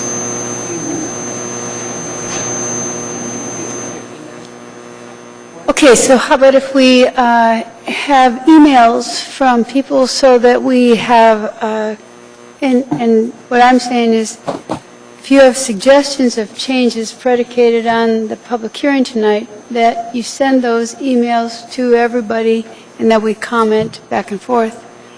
Hi. Maybe staff. Well, I mean, is that your Well, I mean, to disperse the comments? no, the question, procedurally, it's, do we send everything to Amanda, Amanda sends it out, or do we send it to each other? Which eliminates an extra step.